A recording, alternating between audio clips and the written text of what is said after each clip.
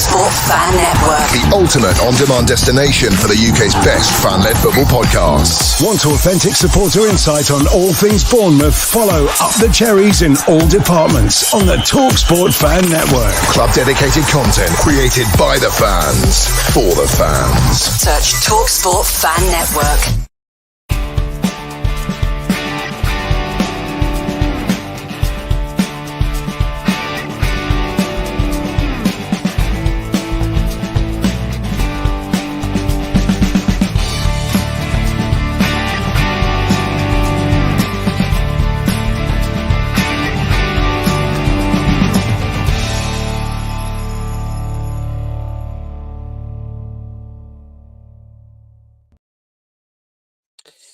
Hello and welcome to a new weekly programme that's coming to you from Up the Cherries in All Departments in association with Huddersfield Fan TV. It's the late night football show. And this week we're going to be discussing many topics, including obviously the New England manager. We've got some guests from Reading, Luton, amongst other things. But let me introduce you to my co-host, who will be co-hosting with me on these shows going forward. And that is Ryan from Huddersfield Fan TV. Ryan, how you doing, buddy? You all good? Hello, Matt. Yeah, I'm good, thank you. Really excited to be collaborating on this brand new show. And yeah, no, I'm good and looking forward to the topics that we're going to be discussing this evening. But yeah, exciting to be back on the channel with this new show. Absolutely. Yeah, no, it's great to have you on board, buddy. So obviously, yeah, this new show that we're going to be doing is going to be coming to you weekly. We're going to be mainly on a Friday night, but there'll be some weeks where we will change the night. But it's something that myself and Ryan will be looking at doing each week. And each week we'll be looking at different topics as well as having guests on. So now it's probably best that we introduce our guests for this evening. Our main guests from LTEL Cockerel TV, Spurs fan channel. Jose, how you doing, buddy? Good evening, lads. Yeah, I'm all well. As I said, I've just come in from playing football, so I'm a bit tired. I'm aching body, but I'm looking forward to the show. It's definitely action-packed. You've got a lot to talk about, and I'm looking forward to it. Yeah, no, honestly, buddy, it's great. It's an honour to have you as our first guest. Now, Jose is a very, very good supporter of the fan channel community. So it's a great honour to have you on as our first guest, mate. And yeah, we'll give you a chance later on to give your channel a shout out. Very good channel. I think we met kind of through another very good channel, Early Doors TV. I think we met through. Is that right? Yeah, that's right. Yeah, through Early Doors. Yeah, through Tony's channel. Yeah, Tony and Anthony and Hot Fuzz, they do a cracking job on their channel as well. It's one of my favourites. One of my must tune into on a Wednesday and Sunday night is their channel. So yeah, another great channel to check out. But let's get started. I don't know where we can start really than the new appointment by the FA. Mr. Tuchel, is he the man for the job? Now I know Ryan's got a lot to say on this, but Jose, what's your views on this one? My views on this is right. Obviously, my name kind of gives it away. Yeah, and even though England have got good players, good squad. They were a million miles off Spain in the Euros. A million miles of Spain. Spain trounced everybody. Spain at the moment are the yardstick, if you like. Spain are ahead of all the European nations, and I would say Spain are ahead of most of the South American nations as well. And I'm just thinking to myself, is Tuchel the person who's going to close that gap in the next 18 months? Because I only see Spain getting better because they've got a lot of youngsters, and they've got a lot of youngsters that didn't play. So you've got a lot of youngsters that didn't actually play. So your Gavis, Pedri only played a couple of games. Gavi didn't even make it. Kabasi didn't make it in the squad either. So there's a lot of players that Spain have got in and around that didn't play in the Euros. And for me, I just think to myself, is Tuchel the person to close that gap over the next 18 months? I'm not doubting England have got some really, really good players, and I think most of England's good players seem to be in the attacking department, so midfield and up top. I just think they're yet to find the defensive people that they need, the defensive structure they need in their defence. But Tuchel is a tournament manager. Tuchel is a short-stay manager. He's not a long-term manager. Hence why he's only signed the 18-month contract. Is it? So Tuchel will bring in a certain way of playing football, I think, and you can't say that he's not a winner because he is. You know where he's been a winner, but he's also been destructive in losing dressing rooms as well. So you take the rough and the smooth in, but it is only an 18-month contract. But for me, as I said, I just look at it and think to myself, is he the final bit of the jigsaw that closes that gap on Spain? Because Spain are just in different league altogether at the moment. Yeah, no, definitely. I mean, like you say, there's players that Spain haven't even brought into their side at the minute, isn't there? And it's quite scary on how Spain can push on from winning that Euros, isn't it? Really, and I mean, Ryan, from an England fan's perspective, I know you've got a lot to say on the FA, and you've had a lot to say on Mr. Southgate and how we did at the Euros. But I mean, this is just Tuchel's record here. I mean, you've got his win percentages. When you look across the board, his win percentages are pretty decent. He's won trophies at pretty much the majority of clubs he's been at. Is he the man that's going to finally bring a trophy home for England? For me, look, first of all, I'm really happy that he's coming, to be honest with you. I think it's just a nice change that the FA haven't just gone for a yes man this time, which I thought they really were going to do again. I wouldn't be surprised if they would have kept Cards on, even though the forms have been shocking, and I don't think it was ever going to work there. But I was a bit dubious about what they were going to do because they've been proven they can't be trusted in the past. For me, look at what he's won. Look at how much he's won wherever he's been. So if that doesn't give you any optimism or some kind of optimism, positivity that we can do something here, then I don't know what will. If you look at specifically that Champions League he won with Chelsea, that was a really average Chelsea side, and he still managed to, with his tactics and his style of play, he still managed to get them over the line. So I think that's impressive. So for me, I feel like he is. I've just got a funny feeling. I think he is the man to do it, and maybe I'm getting ahead of myself here, but this CV doesn't lie. And by the way, I think about the kind of disruptive nature of sometimes these dressing rooms at times. I think to me that's a player's problem rather than a coach problem, because at the end of the day, I think there is far too many players that think they can down tools and think they're the boss of the dressing room instead of actually just getting on with what they're meant to do and actually, listening to the instruction of the coach and just playing football. You know what I mean? So I think for me, that disruptive side of what Josie's been saying about the dressing rooms that he's maybe been in the past, I think that's more of a player thing for me. And yeah, if you don't like his way, then don't be involved, basically. But I believe in this guy. I thought his press conference as well. I don't know about anybody else watched it, but I just think his personality is so passionate as well, isn't he? And that's what we need on the touchline at times. Somebody that is going to be really passionate on that touchline. But I thought his press conference was really refreshing and what he had to say about everything. So, look, I'm feeling positive for England. I think this is the best England manager that I've seen coming in my lifetime, anyway. For me, his CV doesn't lie, and that excites me. So, yeah, that's my thoughts on it. Okay, just to put it to both of you quickly, just before we move on, we look at some comments from some of the pundits.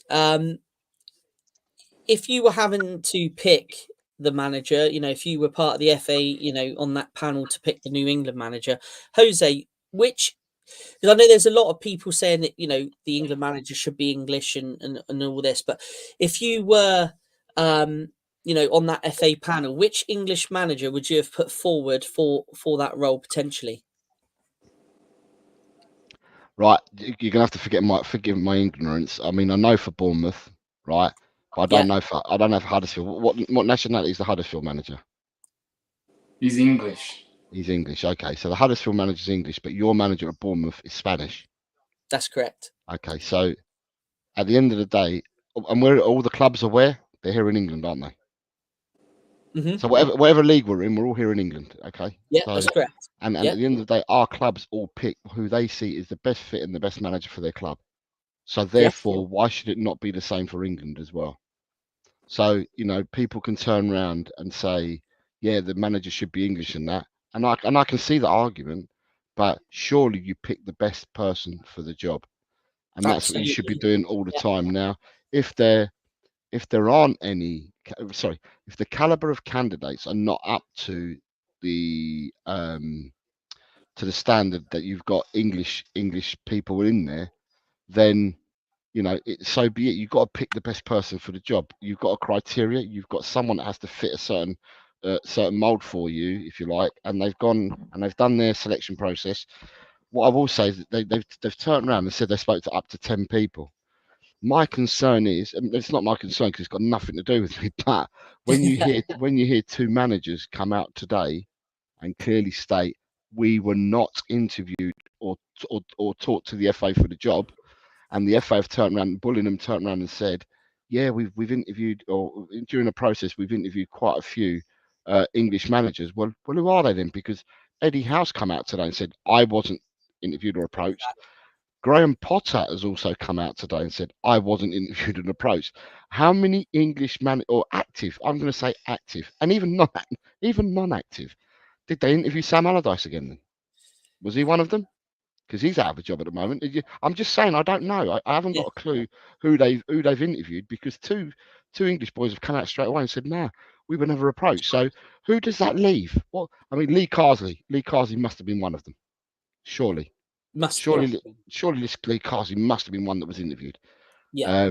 And I think Lee Carsley was interviewed, knew that he weren't getting the job, and when he knew that he weren't getting the job, he then moved on to say, he's what he talked about after the first international break, and then the way he spoke after the second set of internationals, this one just gone. Something's happened. The conversation has taken place because Lee Carsley's stance has moved completely. We've got to bring in a manager who's won things. I haven't won things yet. Well, you have, mate. You've won a World Cup and that with youngsters. So you have won things, but I think the conversation had already taken place. Yeah, no, but like I said, I'm interested. That's where I sit on it. You just pick the best manager for the job, and it's just the other side of me says it's interesting because two English managers have come out and said, "No, we weren't interviewed."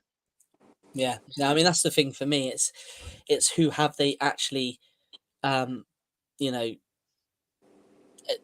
say that they've spoken to 10 managers when I can't even name 5 managers that I would want to speak to be honest.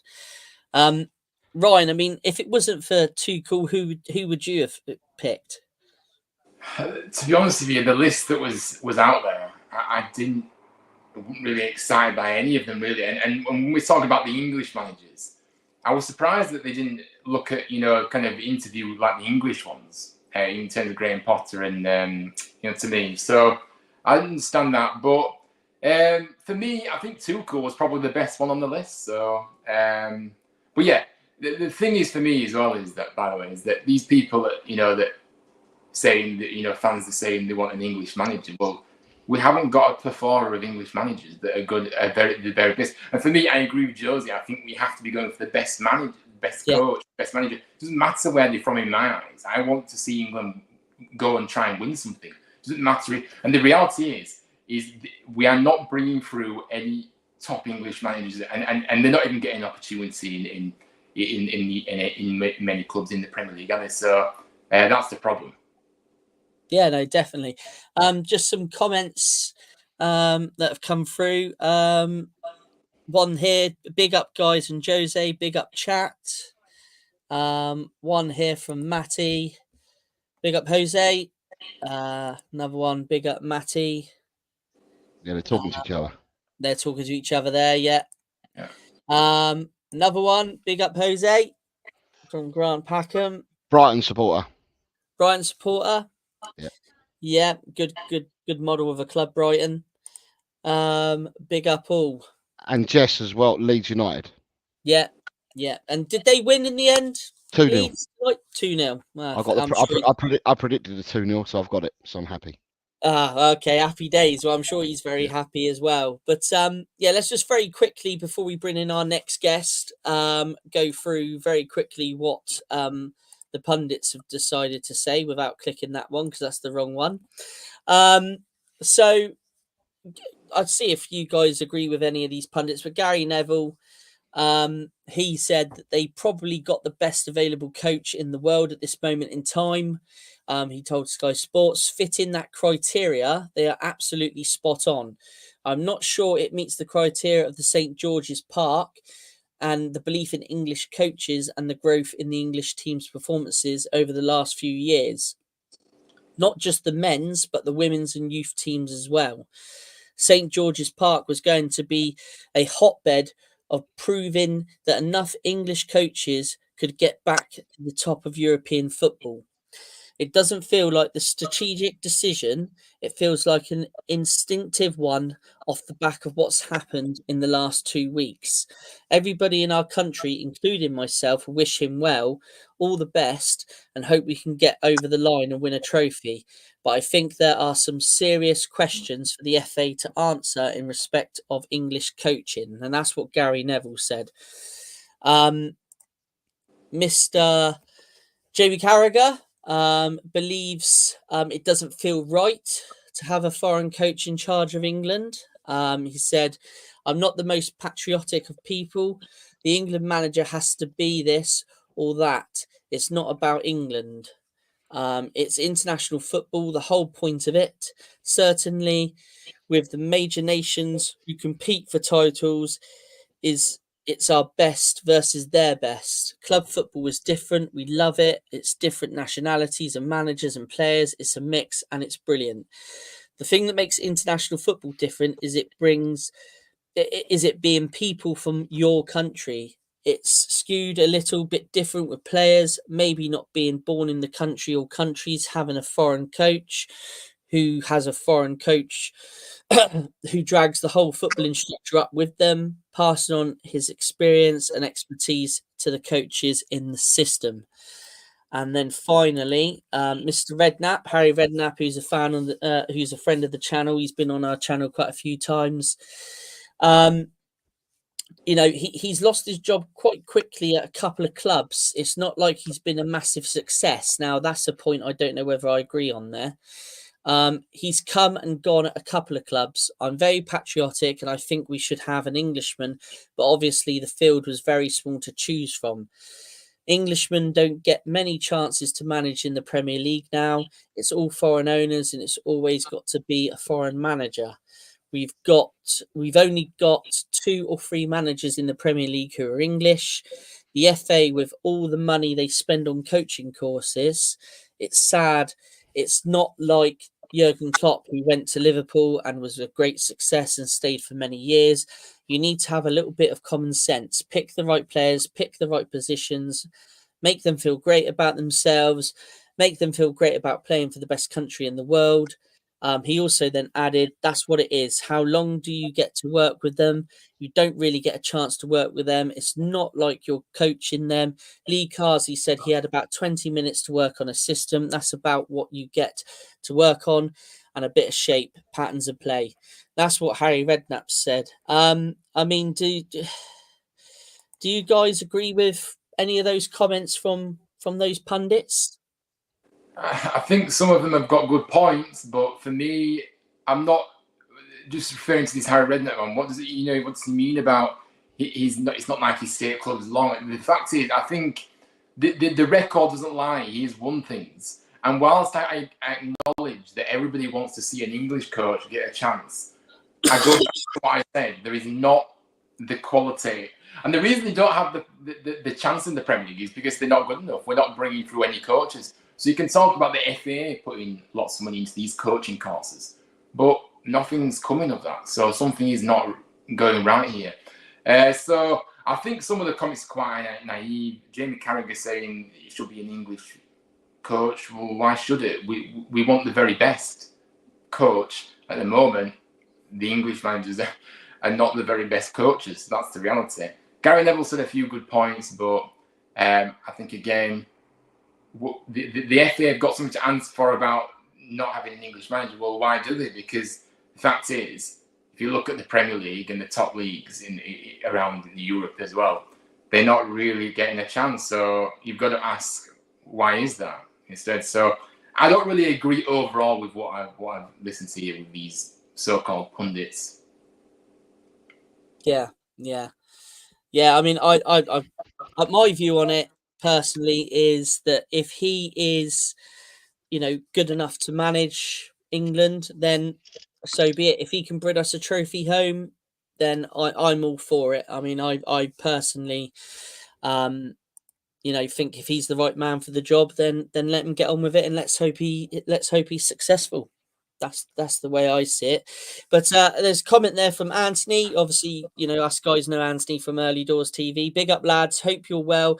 I got to say, I think Huddersfield will beat your teams.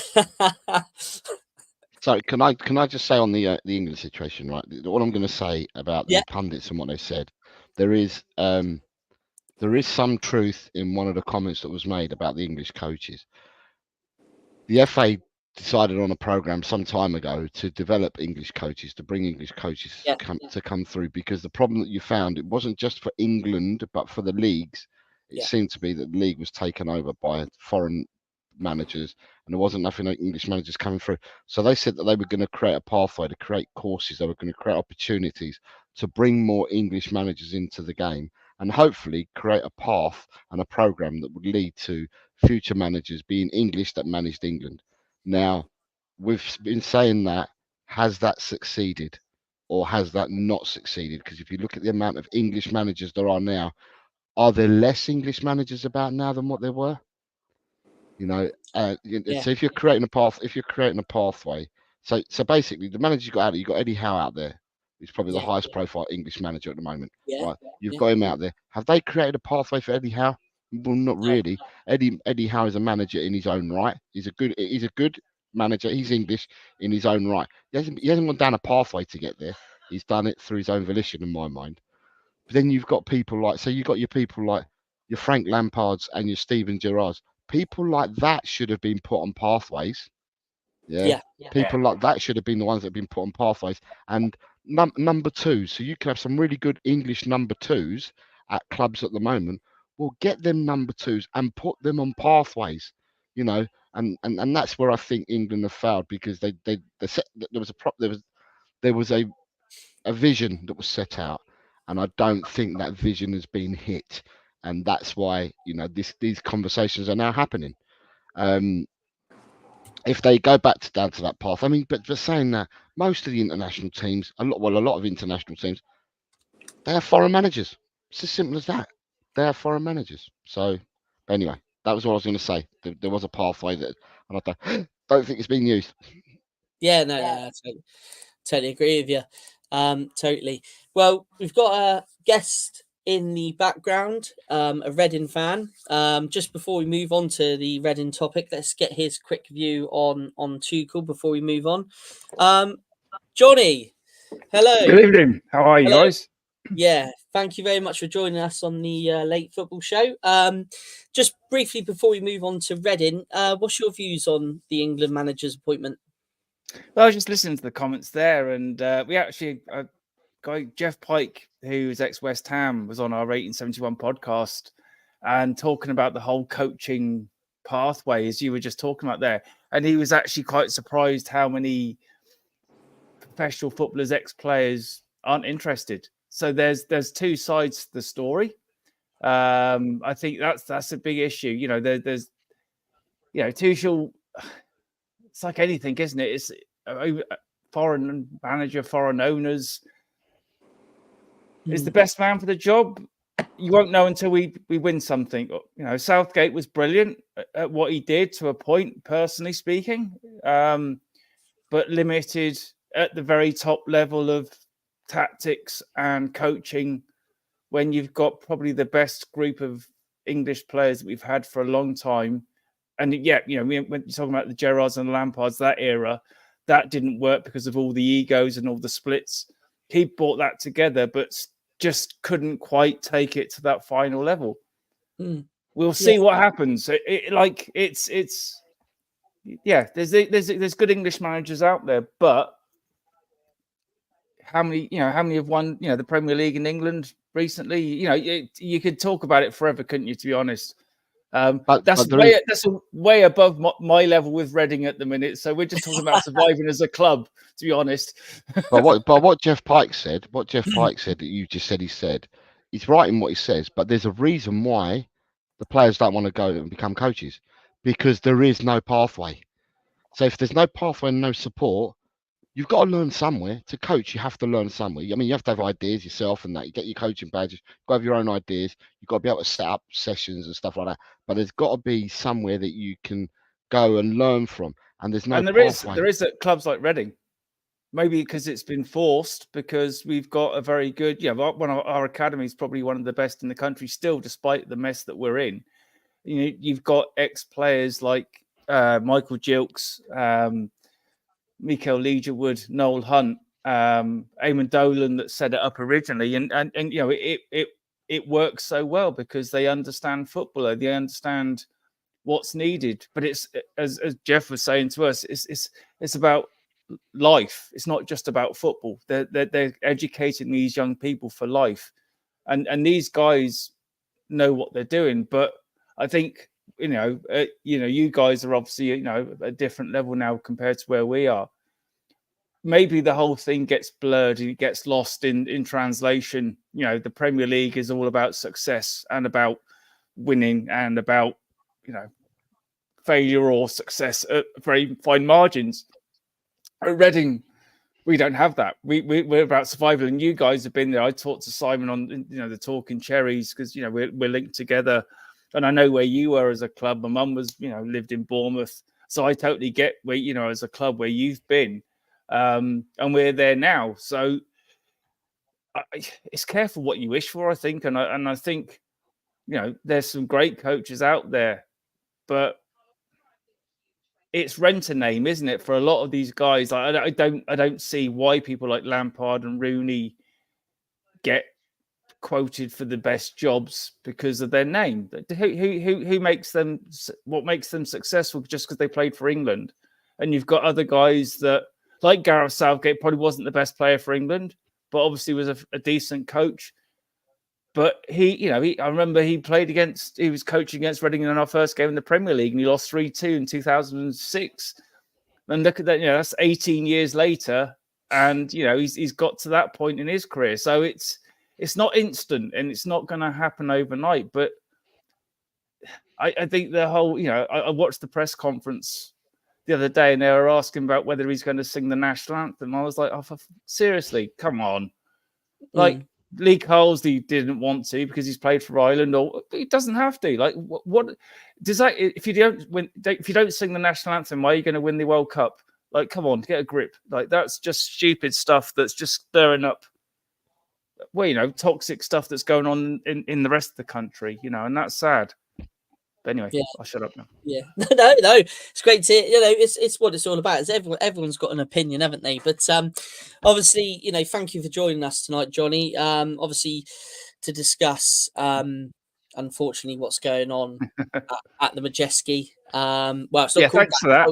It was called the Majeski when I last went there. But I believe Select Car Leasing, is it, or something? Select Car Leasing Stadium. Have you know? Right, yes. Well, it's obviously you've just hit the nail on the head. Obviously, Bournemouth have been in this kind of position before where, you don't know whether your club's going to be there tomorrow or, the ownership and things like that. But, I mean, the guy that owns you, can you give us a bit of background on him? And I mean, I've got a few notes that's on the screen there, but what can you tell us about your owner? Do I have to keep it polite, or is that no swear words? Look, we've it's been a long journey of horrible, toxic situation where we've had 18 points deducted now in the last 3 or 4 years.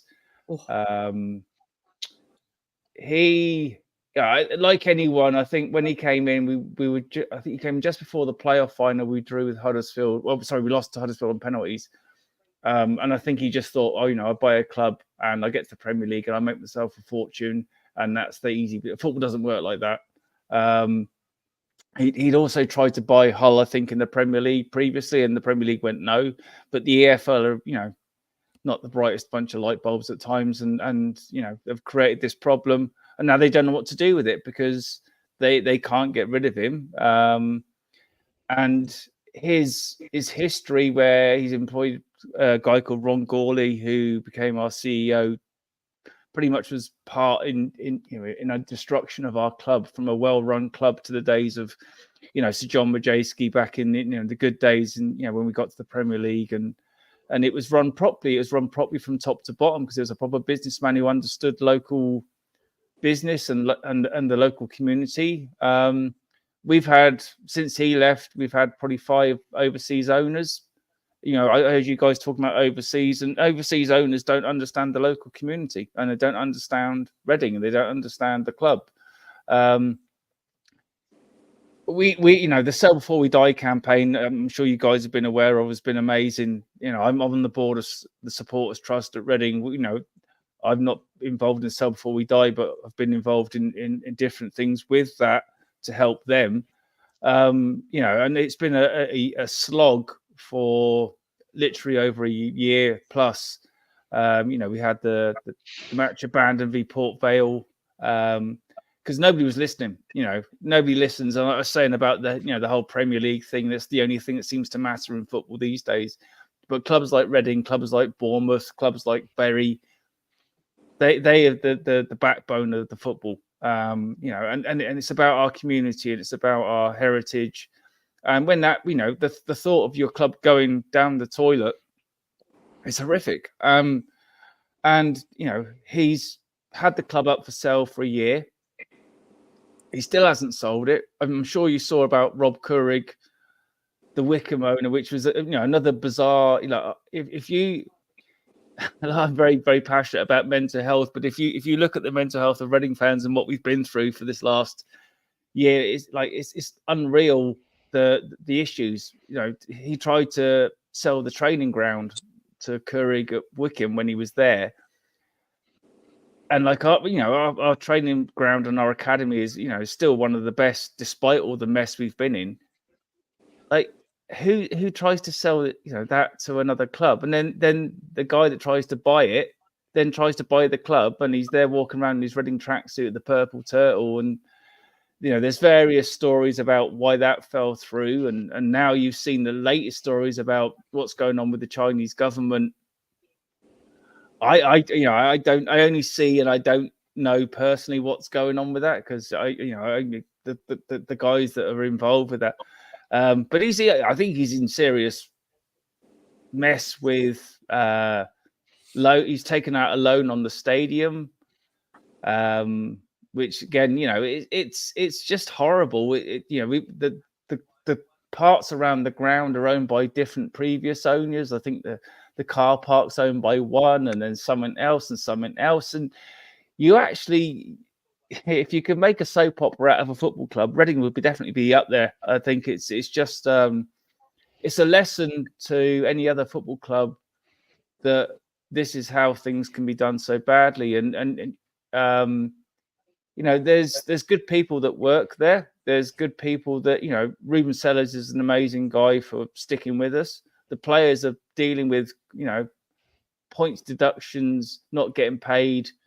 The fans are dealing with, our stuff that you had to deal with in other clubs. And the EFL keep rolling out and saying, "Oh, it can't happen again," but it keeps happening again. And then, the whole ownership in football thing, which was going through the government, has kind of been delayed because of the change of government.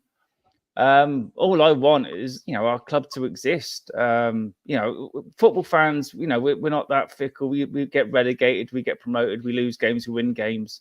But the thought of your club being out of existence, which has been a threat, is pretty scary. And you guys have been there, so you know what it's like to be that close. And when you think that something's been, Rob Courig come out and said basically, that the deal's done, it's going to be done on the Wednesday, and we're all good.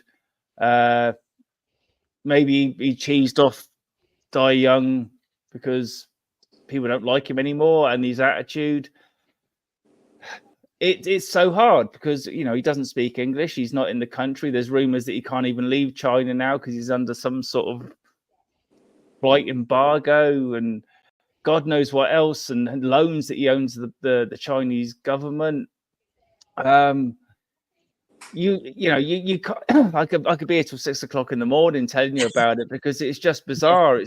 It's a horrible situation, and all we want is our club back. As any fan, and I've been a fan. I was born in Reading, and I live over in Ireland now, but it's my club, it's my identity, it's all our identity. That we've been through the good times and the bad times. We get that, but this situation is just absolutely vile. And I 100% honestly don't know if it's going to be solved. He's been involved in 2 other clubs that have gone out of business and been liquidated. It's scary. It's absolutely frightening. And we thought, when we did the protest march it was roughly this time last year. There's 2,000 people took that march after the previous horrible situation was when Robert Maxwell tried to turn us and Oxford into the Thames Valley Royals 30 odd years before. You're kind of going like this. The fans care about the club, as you've cared about your club, and we just want it to be ours again, and whatever that takes, and we don't know, I actually would probably quite easily start crying now. It's a horrific situation, and I run I'd give a quick plug for the Talking Royals, things that I do. It's a mental health support group for fans, because we've been through the mill for the last year. When football's an escape from the crappy lives we lead sometimes, and when the threat of that's taken away as well, you're like, geez, is there nothing sacred? And that's what it feels like with Reading. The women's team's been destroyed. Like, I don't know, people that know that women's team was one of the kind of groundbreaking women's team that had one of the first teams to play at a men's stadium. They were probably top 3-4 in the Premier League women's team, and fighting above the weight.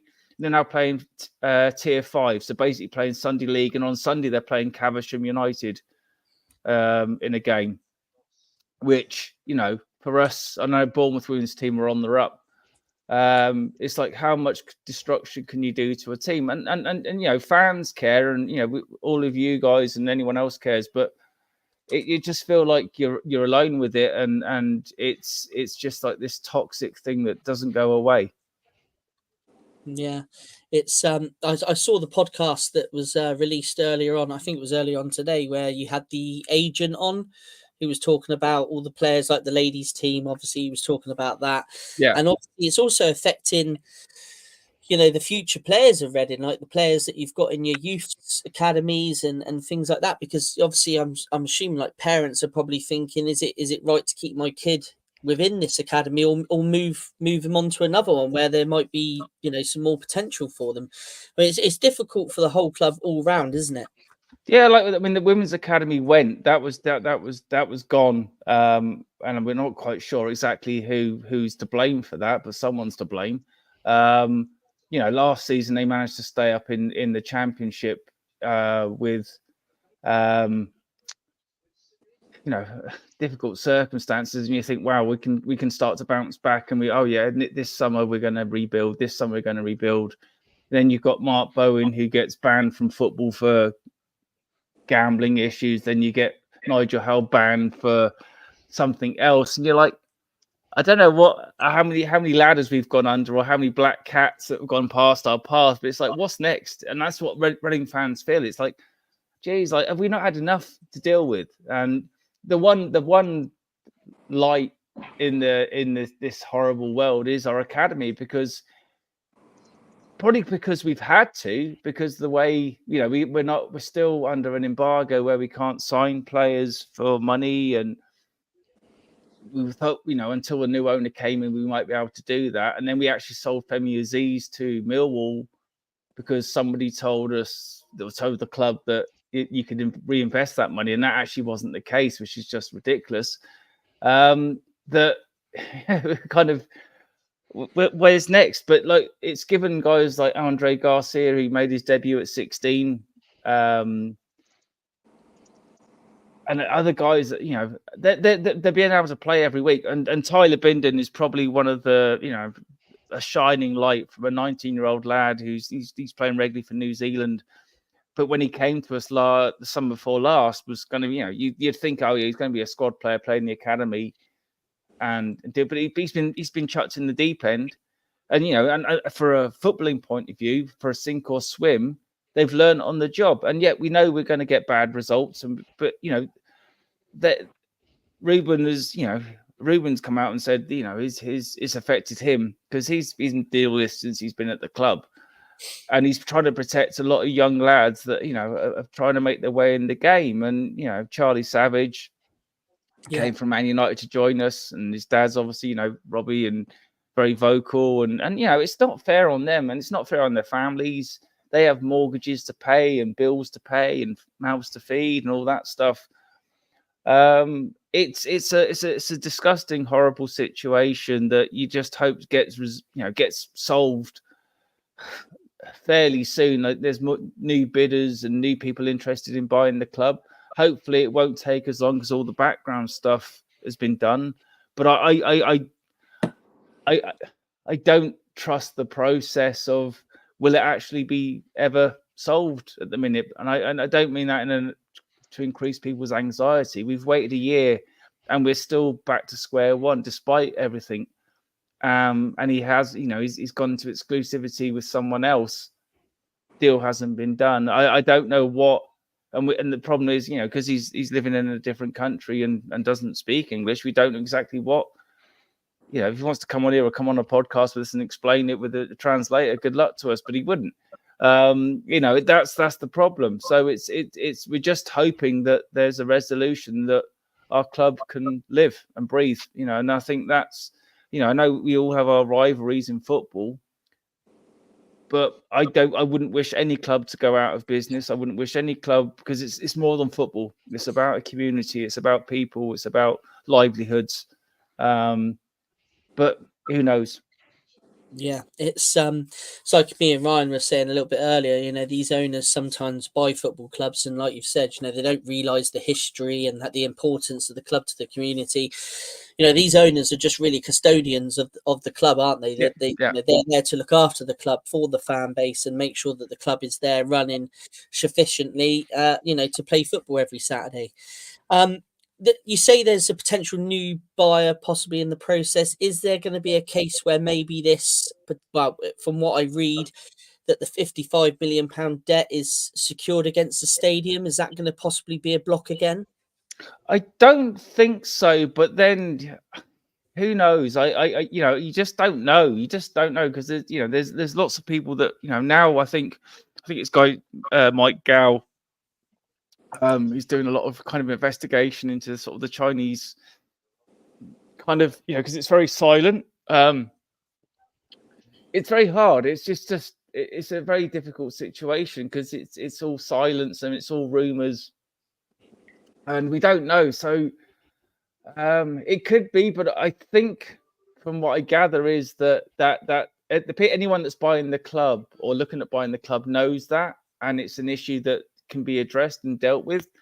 But like I said earlier, until somebody comes out and stands on the pitch and says, I've bought Reading Football Club and it's mine, I won't believe it after the full storms with Rob saying that, I'm gonna, the deal's gonna be done on Wednesday. I met him at a game a few weeks ago when I was over, and he seems very nice and whatever, but he's a businessman. He's kind of like the Wickham version of Donald Trump, I guess. It's hard. It's hard because we just want the club back. That's the bottom line. We don't care where we are in the league. We don't care what's going on elsewhere. It's just our foot. We've already lost half of it, and people can think what they want of women's football, but women's football to me is huge, and our club is huge, and we'll never get back from that for a long, long time, and that's disgusting and horrible. No one seems to care about that. Now we're trying to get the men's club back to somewhere where it deserves to be, and get our identity back. Yeah, no, I mean, what you're saying there about the ladies' game. Obviously, we've seen a massive development at Bournemouth in the ladies' game, and obviously, you guys were the pinnacle of the ladies' game, to see everything at the club be affected by this is, and like I say, I've been there as a Bournemouth fan. I remember going around with a bucket as a little kid, trying to raise money to keep the club going. But it just before we, let you go, and thank you very much for joining us tonight, Johnny. It's been a good insight into the actual problems that, Reading are facing. But is there any truth? Could the Royals be under ownership from the Chinese government? Is there any truth in that? I mean, or is this a case of, again, we don't know, or who knows? I honestly, like there's rumors. I've seen the rumors about that. We could be owned by Dai Young, Chinese government, or Del Boy Trotter. To be honest, the way things are going, we just don't know, because the people don't talk, and the club aren't. The owner, the current owner, is certainly not saying anything. The people at the club, maybe obviously they're bound by certain confidentiality things, I'm sure. It's really hard to say. It's really difficult because we just don't know. Like we don't know. If you go, like, I'm not a finance person, but if you go onto the government websites for finance, for you can see who owns football clubs and all the different things. But Reading's the biggest problem is, I think, is because it's so fragmented. It's not like one person owns the club and the training ground and everything else. Because of all the different owners we've had over the last 10 years, that one owns that one, that one owns that one, that one owns that one. And I think it was hinted at in one of the conversations around ownership that that you're having to talk to different people in different time zones. I don't know if it's that dramatic, but it kind of seems to feel that it is kind of it's not straightforward. It's not like, I'm going to buy Bournemouth, I want to buy your training ground, I want to buy you this, I want to buy that. At Reading, it's the Thai people own this and they own that, and it's like, it's a mess, it's a shambles, it's a head wrecker. Because let's be honest, like, financial wise, what Reading's training ground is, is worth a lot of money because it's on a next golf course, and it's got grounds, and it's a brilliant facility. It's top notch. Yeah, I don't know what a football ground's worth these days. Is in the stadium, and then there's concerns that would they try and sell the stadium and turn it into residential housing or God knows whatever. And these rumors start as they do from whatever, and you kind of going.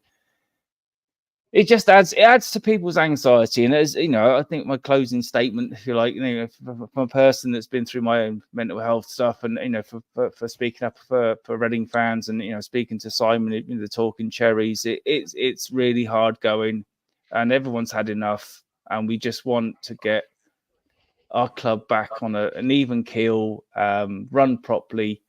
And the players can just focus on playing the games, and the manager can focus on coaching the team.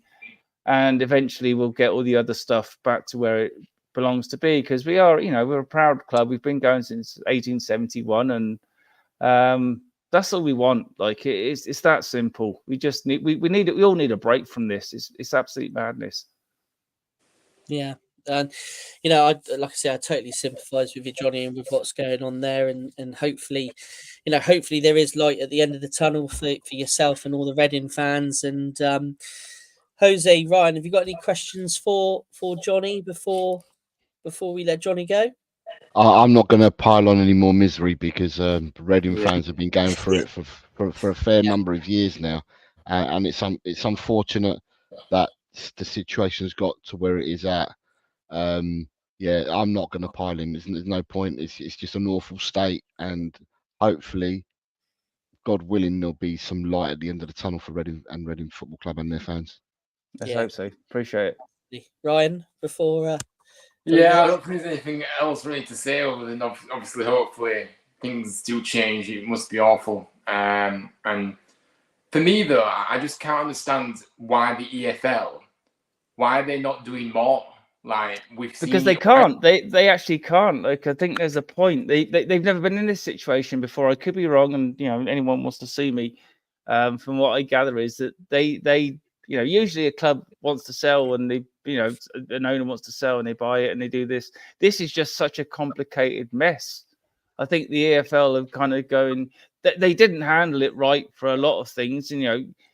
They keep fining the owner, and the owner's not paying the fines, and that's not going to work. And then you have points deductions, that's hitting the players and the fans and the club. That's really not solving the problem. But they've got their processes and their rules that they have to follow, and that's why the whole new kind of maybe with the government changing the whole making sure that we're the last club that has to go through all this mess, because it's not about us, it's about every football club in the country. Whatever team you support, it's your community, whether you live here or live there. That means the world to you, and to have someone destroy it bit by bit. We're still existing. We're kind of lucky compared to other clubs that have gone off the radar, but it's not right. So I the EFL. We could sit here and talk about the EFL all night, but I know that they're tied to what they can do, where they're at as an organisation, but they need to up the game about how they let people run clubs. Like Di Young has he spent overspent of 200 million, I think, in 3 years. That's just absolutely obscene that it was allowed to do that. And we could talk about that all night, but I think at the end of the day that football's for fans, football's for the club, and football's for the community, and that's where we need to get back to. And look, hopefully we will one day. I've lost enough hair as it is. But look, you guys, if there's somebody that can show a club that can bounce back, like Luton, yourselves, and many other clubs that I can't even mention, there is hope. And we'll always keep the hope, because there's so many good people involved at Reading. With Star, with the Sell Before We Die, the Tylehurst End, the Park Royals, the 1871 podcast. I'm with. We care about our club, and nobody can ever change that. It's our club, it's our community, and it's our home. Yeah. So no, definitely. Yeah. You've hit the nail on the head there. You can't give up hope. And hopefully soon, we'll be able to invite you on again and talk about your new owner and the future looking bright for Reading. That's what I'm hoping for. We've had some great battles with Reading over the years. I've been to the GC many times, and it's a great stadium to go to, great fan base. So Johnny, I wish you personally all the best, my friend. I wish the football club all the best. I hope it gets sorted soon. But just before you leave us, do you want to give the podcast a quick shout out, the one that you're on regular? Oh, sure. Absolutely. Why not? Thanks for that. So the 1871 podcast is me, Mark Roach, and Dylan Kerr. We're not a regular like the Tylehurst End and the Park Royals. We do it when we can, and we have lots of guests on, talking Reading, guys that have played for different clubs. I still want to get Jan Kermigan on and do a joint talking Royals, talking Cherries, for our mental health one, which I do with Simon. And that's the other side for us, is the talking platform. Simon does great work with the Cherries. I did a walk there about 3 years ago, about 24 hours from Reading to Bournemouth, and met Simon. And then since then, we've done the talking thing together. And mental health to me is as important as our football club. And we want to make sure that people reach out and ask for help when they're struggling. So that's the big thing for me. So look after yourselves and stay safe. Yeah, definitely. And thank you very much for taking the time out to join us tonight, Johnny. And take care, and we'll speak soon. Will do. Cheers. Take care, guys. Good luck for the rest of the season. And you, mate. Thanks, Johnny. Take care. No worries. Cheers, buddy. Okay, so straight on with the next guest. Let's bring him in. He's been patiently waiting in the backstage for us, and that is a Luton Town fan, Mark. Mark, how you doing? Good, thank you. How are you? Yeah, not too bad. Thank you ever so much for your patience there. Obviously, with this being our first show and being live and everything, obviously timing's probably not my best subject, but not a problem. Probably not going to sleep tonight anyway. Yes, I was going to say a big old game tomorrow, isn't it? So Yeah, it's a bit of a derby for you lot, isn't it? You and Watford. It's massive. It's like I think we'll forget our start. The easiest to forget our start to season if we get a win tomorrow. But yeah, it feels bigger than normal. But yeah, as you know, because you've won yours this season. Yeah, yeah. Just before we look into your season, how is Tom doing now? Is Tom back playing? Is he back in training? Where's he at with his progress on returning to the game? So he's training at the Brace at the training ground. He says he wants to come back and play again, but quite rightly, the club haven't put any pressure on him, just to let him sort of get back at his own pace, basically. Obviously, he's been through all the tests, he's having all the advice, and yeah, he's we all know what happens, and he's got a new family, and there's a lot going on for him. But I think he said that he does want to come back, and that would just be like the most emotional, amazing thing, just to see him back on the pitch after what he's been through. But he is the heart and soul, and he epitomises everything what the football club's about. But at the end of the day, as we've seen with sort of recent news this week, there's some things are more important than football, and being healthy. And last season, at the end of last season, walking around the pitch with his little baby, and yeah, it just puts everything into perspective. Yeah, massively, and yeah, it's great to see that he's doing well anyway. And it's been a funny one for you guys, isn't it? This season. I mean, last season in the Premier League, you know, I really wanted you guys to stay up. I just think your story is like Bournemouth's story. You know, it's a magical story.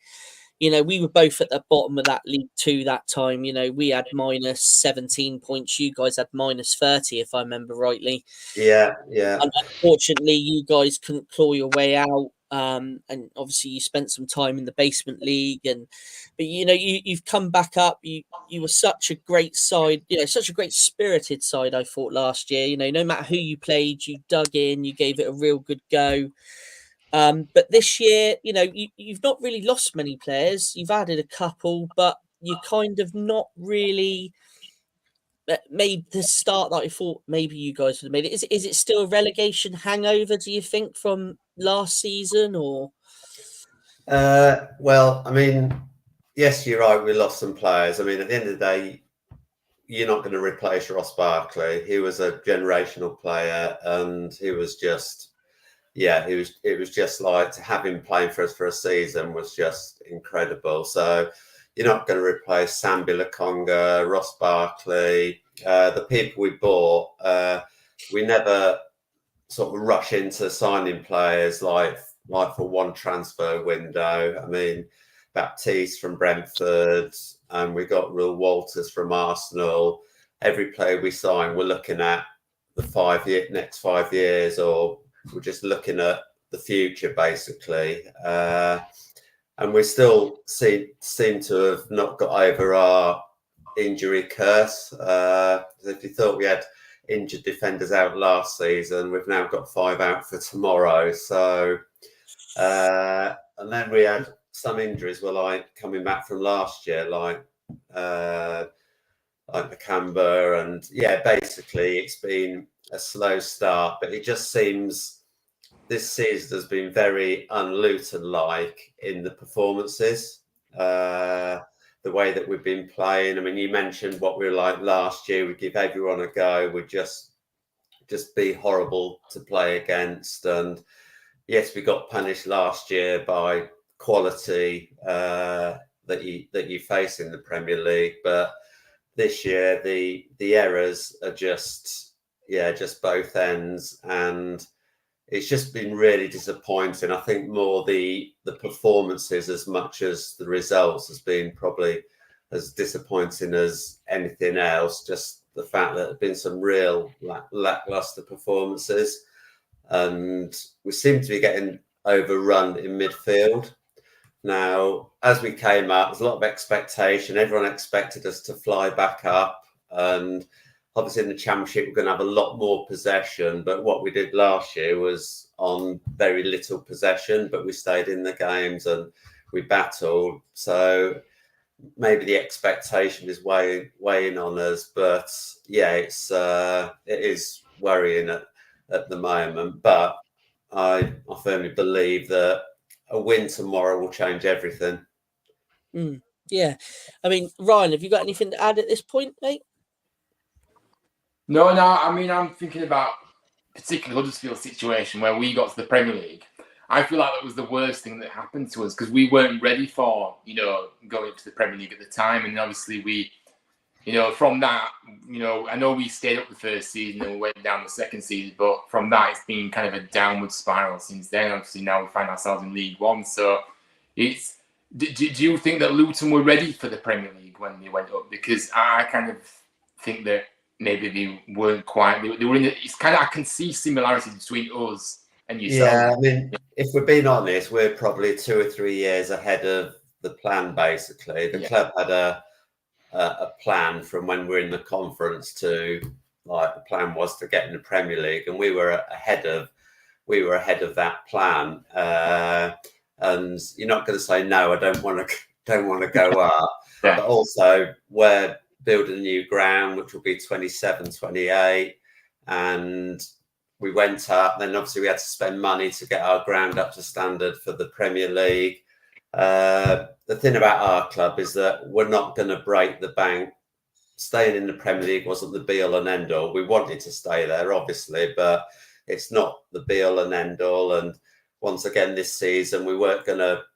Obviously, we had parachute payments. I think people were asking silly money for players we wanted. We know our price, and we're not going to pay above that to break the bank. And we're obviously financing a new stadium, which is on its way. And it's interesting, it's heartbreaking listening to your interview with the guys from Reading. It's just heartbreaking to hear what they're going through. And we've been in a similar situation, and it's just heartbreaking. But we know that our club is run by good Luton people that have got the best interests of the club and also the community at heart. And we will not make a decision that will put the club at risk by overspending. And when the new ground comes, it will be amazing. But yeah, a lot of people said, oh, we should have spent more money this window and we should have spent more to try and stay in the Premier League. But that's not what we're about. We're not going to go and spend 20 million on a striker. It's not what we're about and what we do. Yeah. I mean, Jose, what was your thoughts on Luton last season in terms of their fight to stay in the league? I mean, when you saw them play against Tottenham, what did you feel that Luton brought to the league?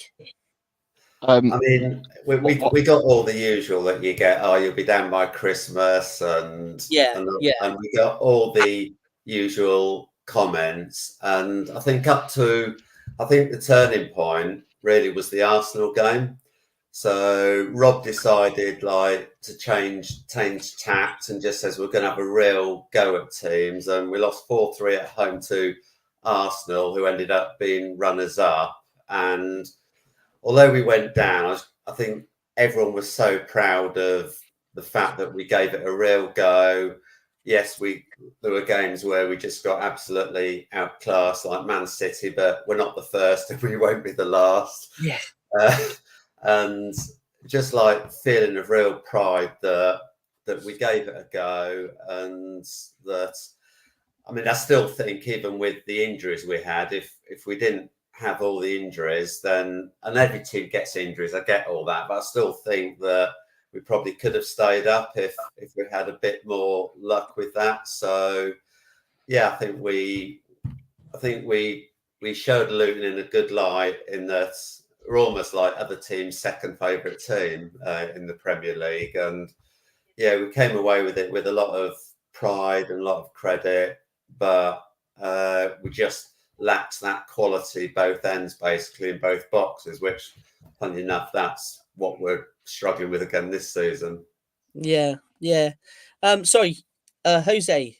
Sorry, you were about to say something there. Sorry. After You asked me what I thought of Luton, and when we played them last year is what you said to me. Yeah. What did you think from a Spurs perspective last year? Right. So not just when they played Spurs, but what I found about Luton last year is Luton had a dogged determination. They played for each other. They defended as a team. They attacked as a team. They were a proper unit when they played, and they gave most people a game.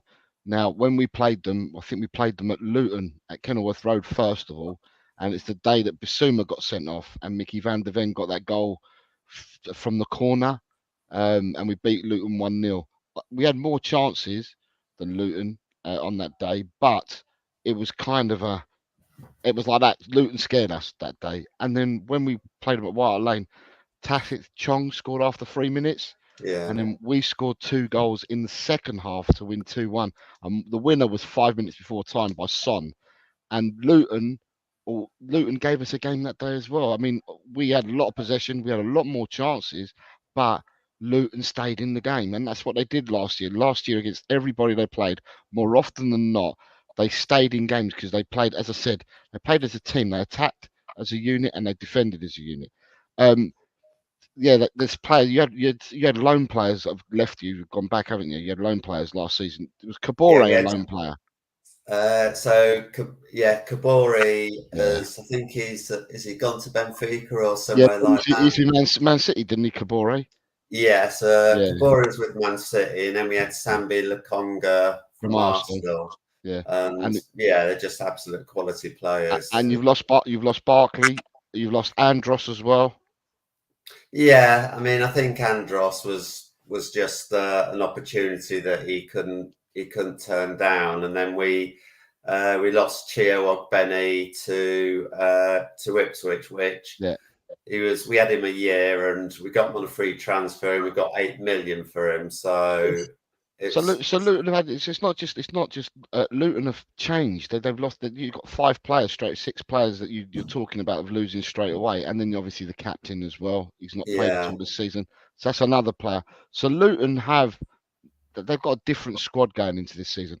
I firmly had Luton going up. I really did, and to me, I'm just like, what? The first game of the season, because I do the predictions league on the Leeds channel. And obviously doing the predictions league, it's all championship predictions. And I don't know how many times I've predicted Luton to win and a scoreline to win, and they've been turned over. And I'm like, what? What's going on with Luton? But, I'd like to see for what they did last year and for where they've come from and for what Rob did from last year and that, I would like Luton to do well. And I don't know. I mean, as I said, I don't think Luton this year. I mean, I've only seen highlights. I haven't seen many of the live games on Sky Sports. But from the highlights I've seen and from what I read, it appears that they're not as fighting for each other like they were last year. You haven't got that team collective effort going forwards and defending. And tighten up on that. And I'm sure that Luton will turn the corner. Are you at home tomorrow to Watford? Yeah. I mean, some of the performances have been really disjointed, and I think one of the things from me is we don't work the opposition keeper enough. So once again, we've got more possession than we had last season. It was like 20-30% possession, and like you said, we were just fighting as a team. We were just hard to beat, and we'd stay in games even with 30% possession. And this year we've got more possession, more of the onus is on us, but we just seem to be overrunning midfield. I mean, Plymouth was the perfect example. We lose it in their box, and then like a minute later it's in the back of the net at the other end, and we just seem disjointed at the moment. But like I said, we just got to get a win somehow. I mean, any win tomorrow would just be, and that might kickstart our season. And if you look at the fixtures we've had, it wasn't a bad start to the season. We think we've got West Brom, Sunderland, Watford, yeah, we've got difficult games coming up, but Leeds, Leeds, Leeds yeah, still to come as well. But can I just say that when we played you at Kenilworth Road last year, and we beat you 1-0. I remember because I play football 3 times a week, and on a Wednesday there's a Luton chap that plays with us on a Wednesday, and I remember saying to him after we beat you 1-0, I remember saying to him that the front three you had that day were absolutely frightening for pace. They were the quickest 3 that we had faced all season. They were rapid, all 3 that you had playing up front that day. I think Carlton, was it Carlton that played up front as a 9? yes. So Right. Carlton would have played at front with Adebayo, and Yeah. And the funny thing about that game is we should have been about 3 down inside the first 10 minutes. But you stayed in the game. But I remember the pace. The pace that the 3 forwards had was absolutely frightening. And I remember commenting to my mate who plays on a Wednesday, who's a Luton fan, said to him, "Cool, your front 3, you ain't got no problems this year. Your front 3 will get goals." They were rapid. They were so quick. They were really, really pacey. Yeah, and like I said, we're just it's basically like errors that we're making. I mean, like QPR was 1-0 up, and then within 2 crazy minutes we're losing, and I think at the moment you can just tell the confidence is just drained out of them. The low on confidence, and 2-0 up against Oxford, like playing some of the best football this season, and then the second half was the complete opposite, and we're grateful to get a draw down to 10 men. Well, just quickly before, there's one other little thing I want to touch on with you. But obviously tomorrow's a big game, obviously for the fans, but obviously for this man as well, because it's his former employers, Watford, isn't it? Yeah. You know, can he turn it around? Is he the man to stay in the hot seat, or is it time that maybe Luton maybe make the change in the dugout? I mean, what's your views on that, Mark? There's a lot of fans that think it's time to change, and that and a lot of it is the football that we're watching. A lot of it is it's a hard watch, and we're struggling, and we're not. Yeah, they're just it's just like a hard watch. Rob likes his 5 at the back, 3 centre halves, and with his 2 wing backs. But I think a lot of us watching it have seen that if you go for 4 at the back and just get more solid in the middle. I mean, another player that we've signed is Tom Kraus from Germany. He's a German under-21 player, and he's just going. And it's a loan signing. They always say don't fall in love with loan players. Well, he's going to be another one. He just looks a great player, but once again, he's got to get up to speed. Him and the Nakamba as a bank of 2 will just give us more solidity in the middle. So I think a lot of people are frustrated that they like to see 4 at the back, but a lot of people would like us to change the manager, but I'm definitely not in that camp. I think we gave him a 4-year contract in the summer. It might be what that lot down the road do, but we don't change a manager after 8 games, give him a 4-year contract and think, oh yeah, this isn't working. I mean, last year really was a free hit. No one was going to like judge on last season, but I just think he did get us up into the Premier League, and I mean, obviously he's judged on results and literally obviously you think what he's been through, and interestingly he gave an interview about just the whole experience of what he had to cope with the Tom Lockyer situation, and sort of took a lot of that on his shoulders. And yeah, you can't wish to meet a nicer guy, but it is the results business. And I just think, like, if we're in the same position after Christmas, then okay, like, but I just think he deserves time to turn it around. I think he will turn it around. I think Victor Moses was a great signing, and you look at some players, you just think, yeah, you are class, and you can tell you've played on a higher level and a higher standard. And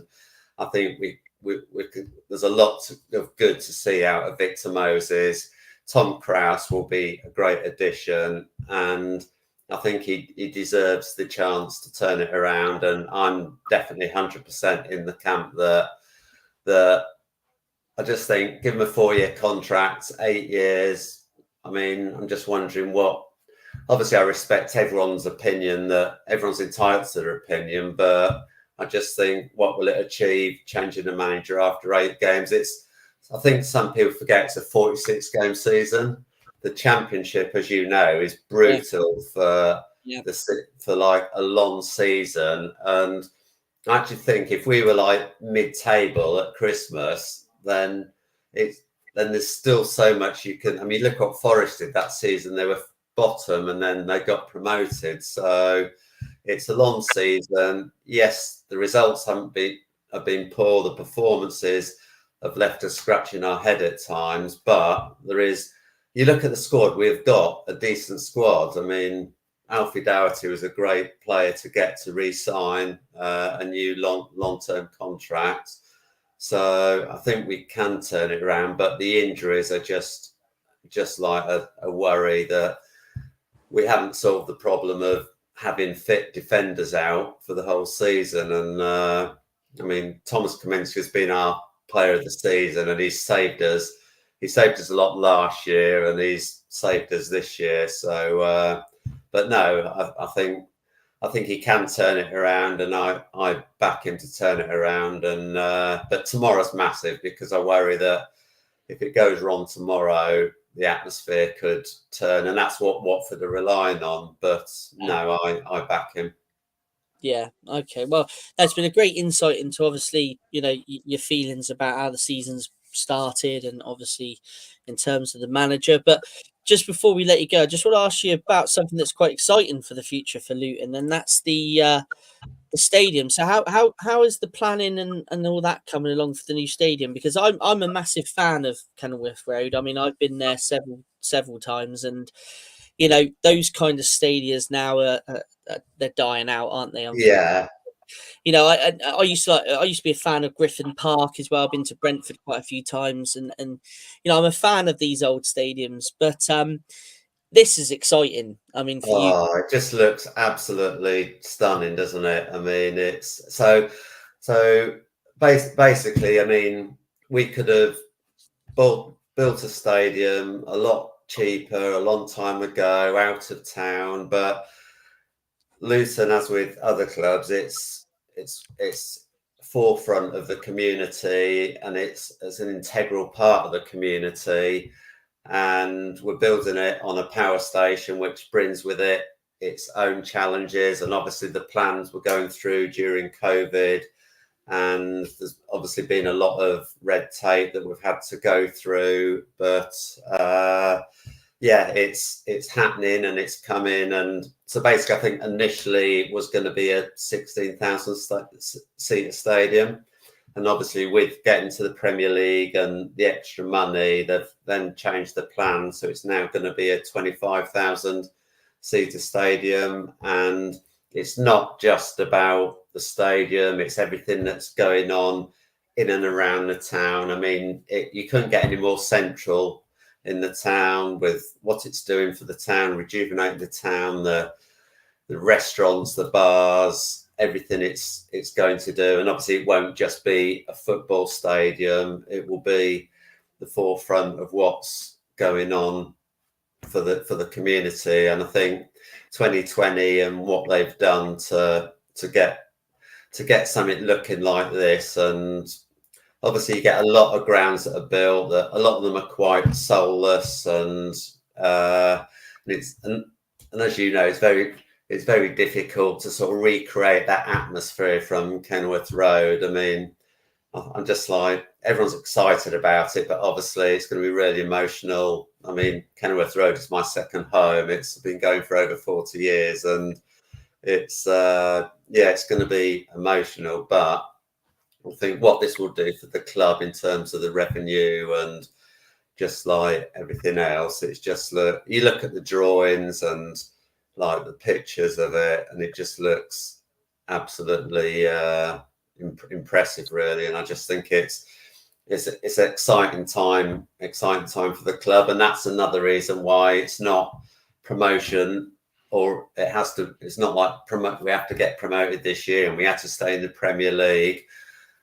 What it's all about is like the long-term future for the football club and for the community. And like I've said before, like listening to the guys from Reading, it's just heartbreaking what they're going through, having to risk losing their club. And we're so grateful that we've got people that make all the right decisions with the best interest for the club and for the community, and they're not going to do anything that risks that. So we feel lucky, and if we don't get promoted this year, yeah, we'd all like to, but it's not the end of the world. We're a stable, secure club, and obviously we'd love Premier League football in the new stadium, but that's 2-3 years away.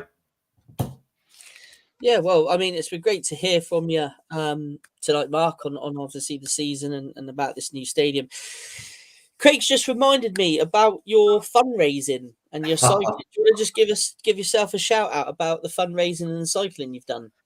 Yeah, so I mean, just to give you a brief, so 3 years ago, I was really in a dark place with my mental health, and I decided to cycle to all the away games 21-22, thinking it can't be that interesting. And honestly, how like so many people and just got behind it.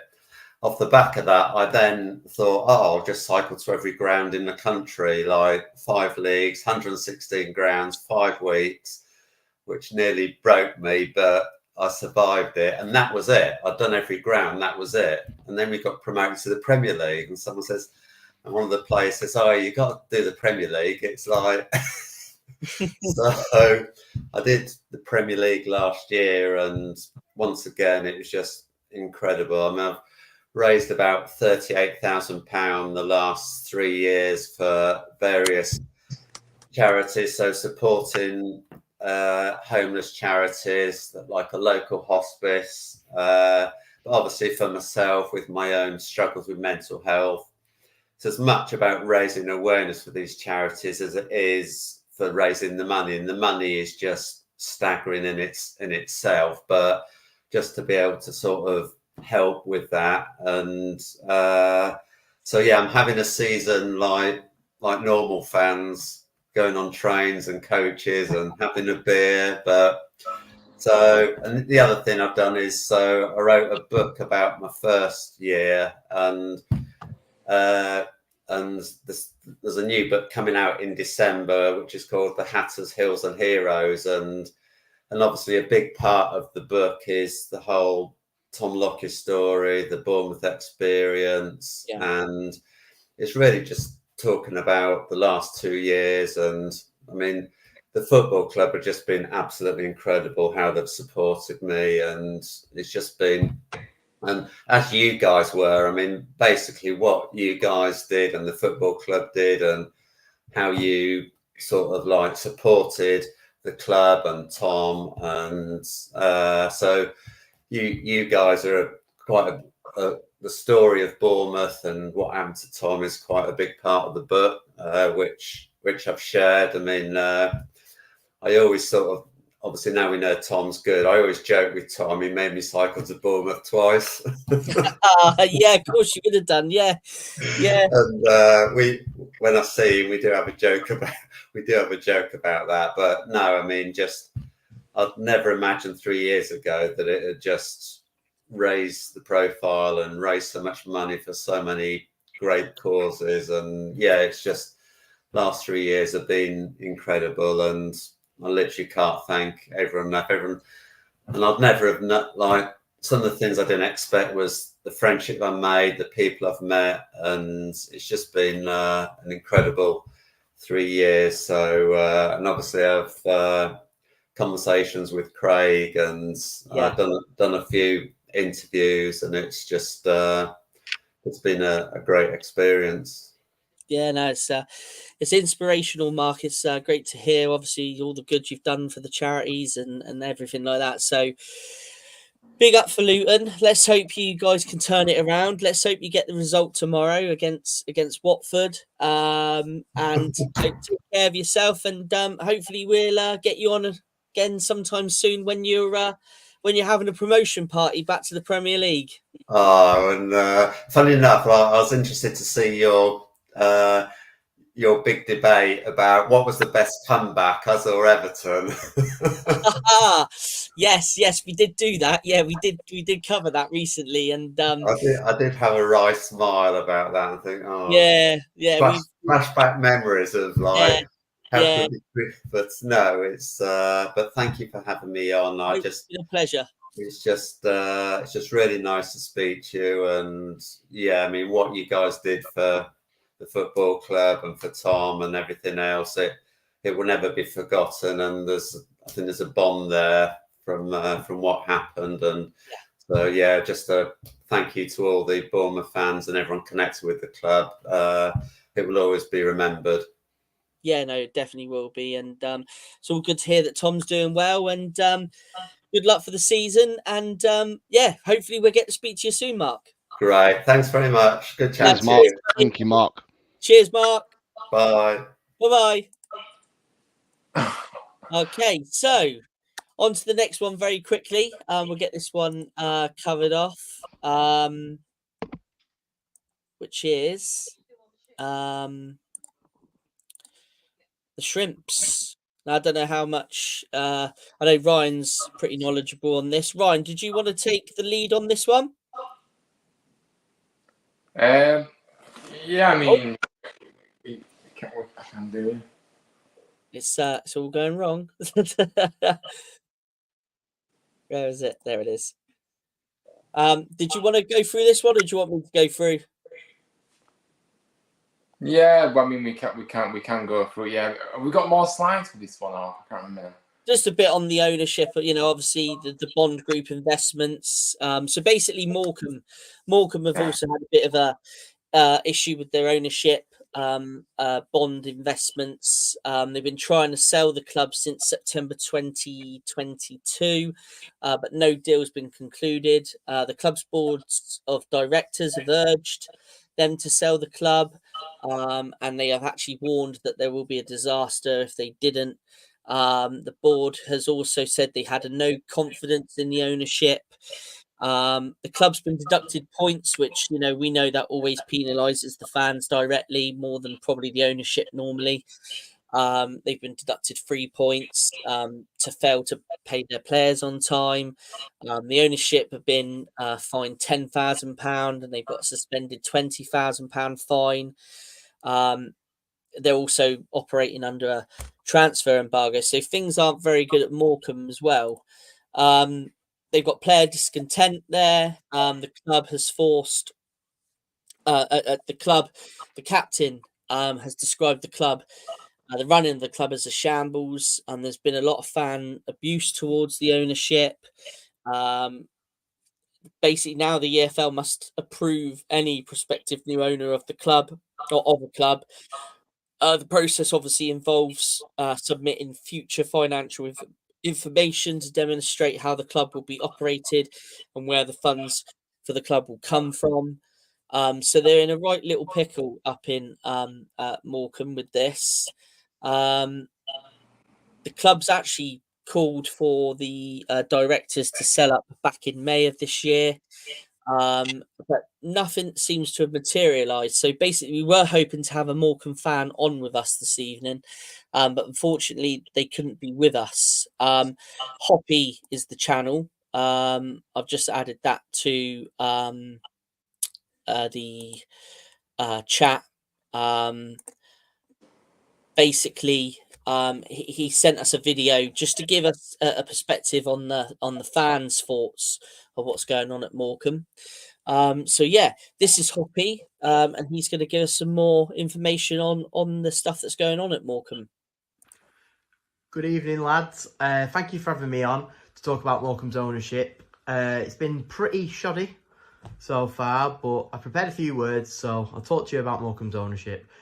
Make sure you also subscribe to these guys. The live show's been brilliant so far. Make sure you subscribe. And Yeah, make sure you subscribe to me, Hopey. So pretty much, the club has now been up for sale for more than 2 years, and it's been a frustratingly slow rate of progress.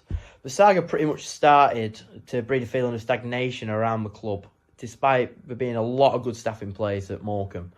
It appeared Bond Group initially spent a lot of time focused on pushing through a deal from a fellow called Sarjot Johal, who in the end did not submit the required information to complete the EFL's fit and proper test, as far as we're aware. But after this, it just went was radio silent, because updates from Bond Group were incredibly scarce. Didn't hear a thing from Bond Group, and towards the end of last season there were issues with late payments which led to an embargo and a lot of uncertainty which severely hampered pre-season prep. So Derek and the lads were just not prepared for the season at all, unfortunately. Then this June-July, the Shrimps Trust, which I am very, very glad to be a part of, and who are trying to push through everything that's going on with Morecambe at the minute, we contacted a party who bid in November 2023, which the Trust felt was more than fair, but it was turned down by Bond Group, and to be honest, we remain really unsure as to why the bid was turned down and why the party was turned down, but unfortunately this is where we are.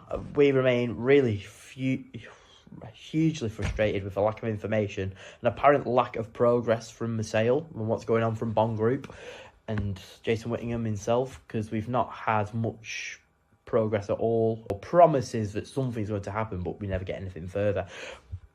Like I say, promises of more concrete movement and the sale have been made by Bond Group, but just haven't been fulfilled yet, which is really, really frustrating for us Morecambe fans.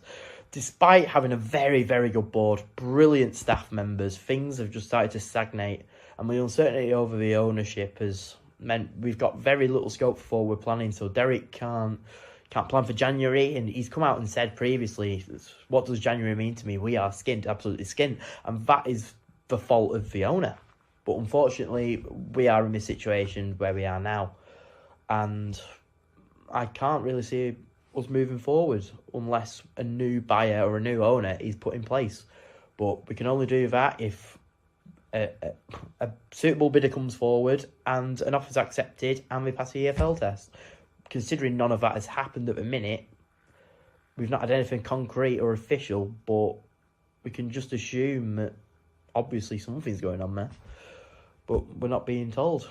But thank you guys for having me on. The ownership situation is really frustrating, and all of us want to see it come to an end soon. Thank you very much for asking me to come on. Up the Shrimps. Hope Reading can get sorted as well, because they are in a very similar boat to us, and it's horrible. It's really, really horrible. But up the Shrimps. Thanks guys for having me. Make sure you subscribe to me and to you guys. Thank you. So yeah, that's Hoppy there. So please put the link in the chat there. So please everyone check his channel out, give him a sub if you can. But we're going to follow on with Morecambe. We're going to catch up with Hoppy hopefully later on in the season to see how Morecambe are getting on with their ownership, or if we do get any news between now and then. But just briefly before we go on to Spurs, obviously the news tonight about Inverness. Obviously, the directors have signed a notice of intention to appoint administrators, which has been filed at the court, has taken place. And it looks like by early next week that administrators are going to be appointed. So hopefully, again, another club that's in a bit of an issue, and hopefully for them, things will get sorted as soon as they can. So, but yeah, now we're going to go on to Spurs and have a look at a certain Mr. Solanke's impact that he's had at Spurs. I think both you guys might be on mute. I'm not too sure. It looks like you are from here. I think that might be because the video played. Yeah, you're on mute, Ryan, mate. You're on mute. That's it. Jose, I mean, obviously, I know a lot about Dom. Obviously, I've had the privilege of watching him for a fair few seasons. You know, I love the guy. You've taken away our main goal threat, and but you know the impact he's having at Spurs. You know, what do yourself and fellow Spurs fans think of his impact so far this season? I liked Solanke when he played at Bournemouth. I've seen Solanke from when he was under 17s England, So I've seen him at Chelsea, Liverpool. You know, people I think have been harsh on Solanke. Even when he went to Bournemouth, I thought people were harsh. I'm not saying Bournemouth were harsh, but others were harsh. He's come to us, and I still think others are harsh on him as well. Yeah. People don't recognise that he came through the fabled at the time Chelsea Academy, where they get a tonnage of players, as I called it, used to come through. He weren't going to find his way. He had people in front of him. He was a youngster. Liverpool saw his potential, and Liverpool decided to buy him. He's never going to get starts at Chelsea. Liverpool bought him on potential. He went and he learned. So he was learning at Chelsea from some of the best. He went to Liverpool and he weren't going to get into side. He learned from some of the best at Liverpool, and then he got the move to Bournemouth. Found his feet at Bournemouth. People will turn around and say to me, or have said to me in the past, one season wonder. He's only done it once in the Premiership, and he had one season. That was last season. No, he scored goals. He scored goals in the Championship. He scored goals everywhere he's gone. So yeah, but we could have gone out and we could have bought Gyökeres.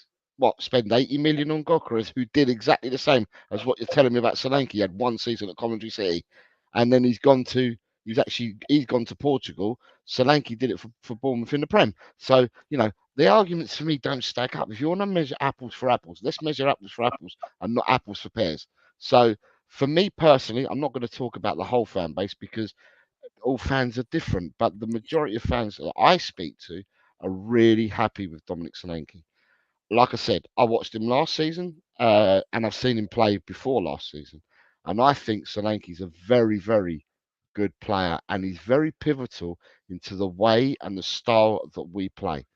So the only game that I've been this season so far, I went to the Everton game, and Solanke was injured. Second game of the season, and I went to the stadium, and he was injured. He was out, but the pressing that we did from the front was done by Sonny, and he made Pickford make a mistake on closing down, and Sonny ended up getting 2 goals.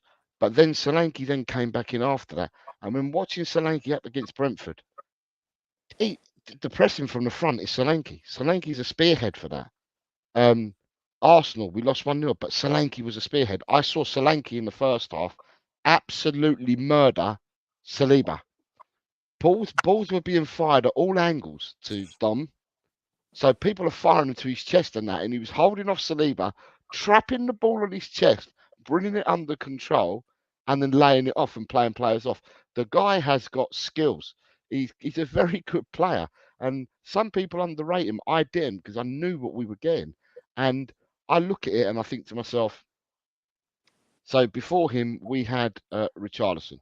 Now, you ping a ball at Richarlison and you're lucky that if he traps a bag of sand, right? But with Solanke, you fire at him and pass it to him any way. Solanke can trap it with left, can trap it with right, can trap it with his thigh, trap it with his chest. Solanke can bring a ball under control like that, and he's really, really impressive.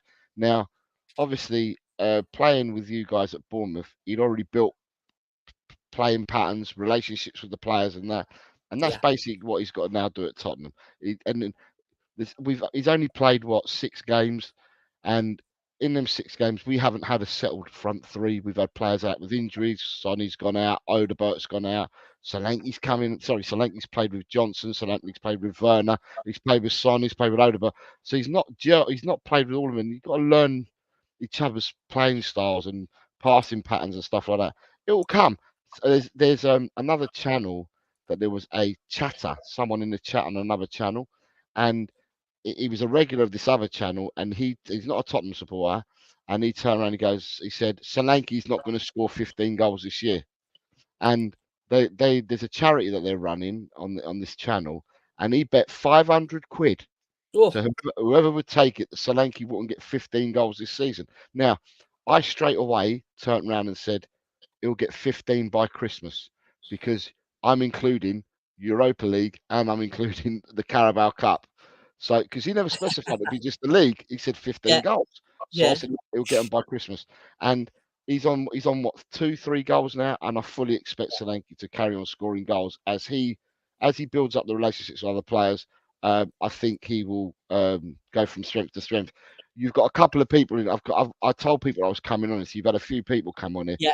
We've actually got 2 comments down the bottom of people that Tottenham supporters on what they think of him. They've already got it down there. So it's not just my thoughts. You've got a couple of supporters there as well. So can see him flourish at Spurs, fitted in well, hard worker. I mean, in terms of his work rate, I loved him at Bournemouth. He's also good at dropping in and creating play as well by playing a little bit deeper. He can ping a pass. He's one of those that, he is a number 9, but he's also got more to his game than just being a number 9. And he's an asset. He's an absolute asset. And when he first come to Bournemouth, people, and you're right, Jose, by saying, people kind of criticised him a bit. But when he come to Bournemouth, he did have the likes of Wilson, King ahead of him that were already established. And obviously when they moved on is when he came in and was able to make his impact and develop and flourish into the player he is now. And I'm just a bit disappointed he didn't get more minutes for England. That's a different subject for Mr. Carsley. But the thing is, right, is when I'm saying it's not you Cherry fans and it's not us Spurs fans, but fans from other clubs that are dismissing Solanke. So when he went to Bournemouth, it wasn't you and your fan base and your club. It was other clubs that was dismissing Solanke. Like, what are you going to bought him for? Blah blah blah blah. And it's the same as Tottenham. Is here at Tottenham. It's not the fans, for Tottenham fans, that are saying it. It's other fans that are saying Solanke 65 million, really. And at the end of the day, like I said, I think it's going to be proven to be shrewd money spent. Because he can play any system. It's not just the way that Ange plays. Ange says he's the perfect player for him in what he wants the player to do as a spearhead. However, like you said, he's got many strings to his bow, and he will be a very, very good player for Tottenham for years to come. Stays injury free, which he normally does, and that's when we lost him for the second game of the season. I was like, bloody hell, that's the Tottenham curse again. Bloody hell, we get players and they end up on the injury table. But no, he's only missed that one game. God bless, and he's back now. So, this comment, spot on. Good footballing brain, very creative. It's something obviously you need badly at Spurs, but he is very creative, great footballing brain. Our loss is obviously Spurs' gain. Craig's piping up with something. We really miss him, Jose. It's not because Evanilson is struggling, but it's how he drops back, like I was saying, brings other players in and sets up to score. He's not a greedy striker. He is quality.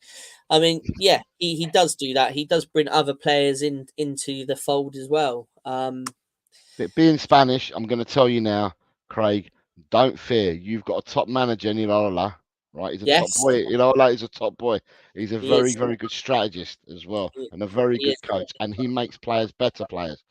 He's got a proven track record of this. Evanilson has been bought for a reason, and when he played out in Portugal, another one, he looked really good in Portugal and that. But the same as Solanke coming to us, the same as Dom coming to us, you got to learn and build your partnerships and learn the playing patterns and the playing styles. There's a lot. You're not just going to hit the ground running like that bush straight away. You've got to create them partnerships. You've got to create them friendships, and this will come. Soon as that's come, Evanilson, I have no doubt, will start scoring goals for the Cherries as well. No doubt whatsoever. I think you're spot on. You're absolutely spot on. It's still part of his settling in process, and like you say, it's exactly the same for him at Bournemouth as it is for Dom at Spurs. Obviously, I think we'll be coming and knocking on your door next season, or maybe we might test the waters in January, but I reckon in the summer we'll test the waters for definite for Semenyo. Don't destroy me now, for God's sake. Semenyo's on fire, and he has been phenomenal player. Phenomenal. He is at the moment. He's on everyone's radar, isn't he? You can see why. He's great out wide. He's great at teasing the defender, getting round the defender. He likes to get a decent ball into the box. If he's on the edge of that box, he's going to get a shot on target. What's the player's name? The other one you got Ultra. Dongo Atara. That's it. That's him. He's another one. He's another. See, I like Justin Kluivert. I think Justin Kluivert's a really good player, and you've got a lot of players that play in these behind the forward and the three behind the forward. That three. You've got a fair few players, and Bournemouth are looking good. He's cooking well. You got the youngster in midfield who you bought, the Tottenham supporter who you bought from the Championship, who's a really good player. Oh, Alex Scott. Alex Scott. You got Yeah. Zabani. He's a top centre half. Is it you guys that have bought Dean Hussein? Yeah, it is. Yeah. He is a top set, mate. He is a top balling centre half. You got some. Listen, Bournemouth are punching, mate. Trust me, Bournemouth are punching. Yeah, Definitely. yeah. Don't remind me. I know we are. It definitely beats watching Accrington Stanley on a Tuesday night in League Two in the pouring rain, I must admit. But this one, Jose, is an interesting one. Now, I've looked a bit in the press. Obviously, I'm sure it's probably all paper talk, but obviously you got Mr. Levy there, who's obviously, a good businessman, but hasn't really produced for Tottenham on the field, is he, in terms of success? And then you've got Amanda there, who's looking at getting involved, who sort of kind of turned Newcastle around. I mean, is there any truth in this? Do you think this is something that might happen? Whether it happens with Amanda Staveley or others, right? My personal opinion, right, is that Joe Lewis, although he's passed on his parts of the club to his family members, to his kids or whatever, I think that the kids don't want much of Tottenham. They'd rather sell chunks of Tottenham off or whatever. Levy, however, doesn't want it. Levy knows he's on the golden goose, and Levy will stay there forever and a day. I don't think he's the unremovable object is Daniel Levy. Amanda Staveley went to Newcastle, and there was a plan, and there was a reason for her going to Newcastle. And I think going to Newcastle was a lot more to do with football and growing the club and building the club to bring money into Newcastle. But with Tottenham, if Amanda Staveley or whoever is going to invest into Tottenham, it won't be into Tottenham Hotspur Football Club. It will be into Tottenham Hotspur Enterprise or whatever they want to call themselves. So what they're going to do, they're gentrifying the whole of the Tottenham area. They're building hotels and everything at the rate of knots. You go into Tottenham, and I've been to the stadium for the first time. I went to the Everton game, and when I went there, some of the places that I used to know I used to go to the lane and that, totally gone, totally different, totally changed. They are gentrifying the area. They're putting a lot of money into the area, but they're lining their own pockets up as well. Big time. They might be offering Haringey Council X, Y, and Z, but they're lining their pockets. And for me, with Staveley, whether it's her or anyone else, the investment that they're going to make will be towards the portfolio, if you like, of other things. So it'll be to do with the hotels. It'll be to do with whatever they're building in the background. It will be because Tottenham have got links with the NFL. It'll be because Tottenham have got links with Formula One. It's anything other than the football. So if people think that we've got someone coming in, investing on the football front, I don't think that's happening. I think it's more to do with they're going to come in, they're prepared to put money in because they're going to get loads of money coming back out from all the other investments and all the other things that Tottenham are going on, which is unfortunate because what you want, and the way I grew up supporting Tottenham Hotspur Football Club. I would go to White Hart Lane to watch football matches. You go now to the stadium, and it's an absolute mad experience when you go there.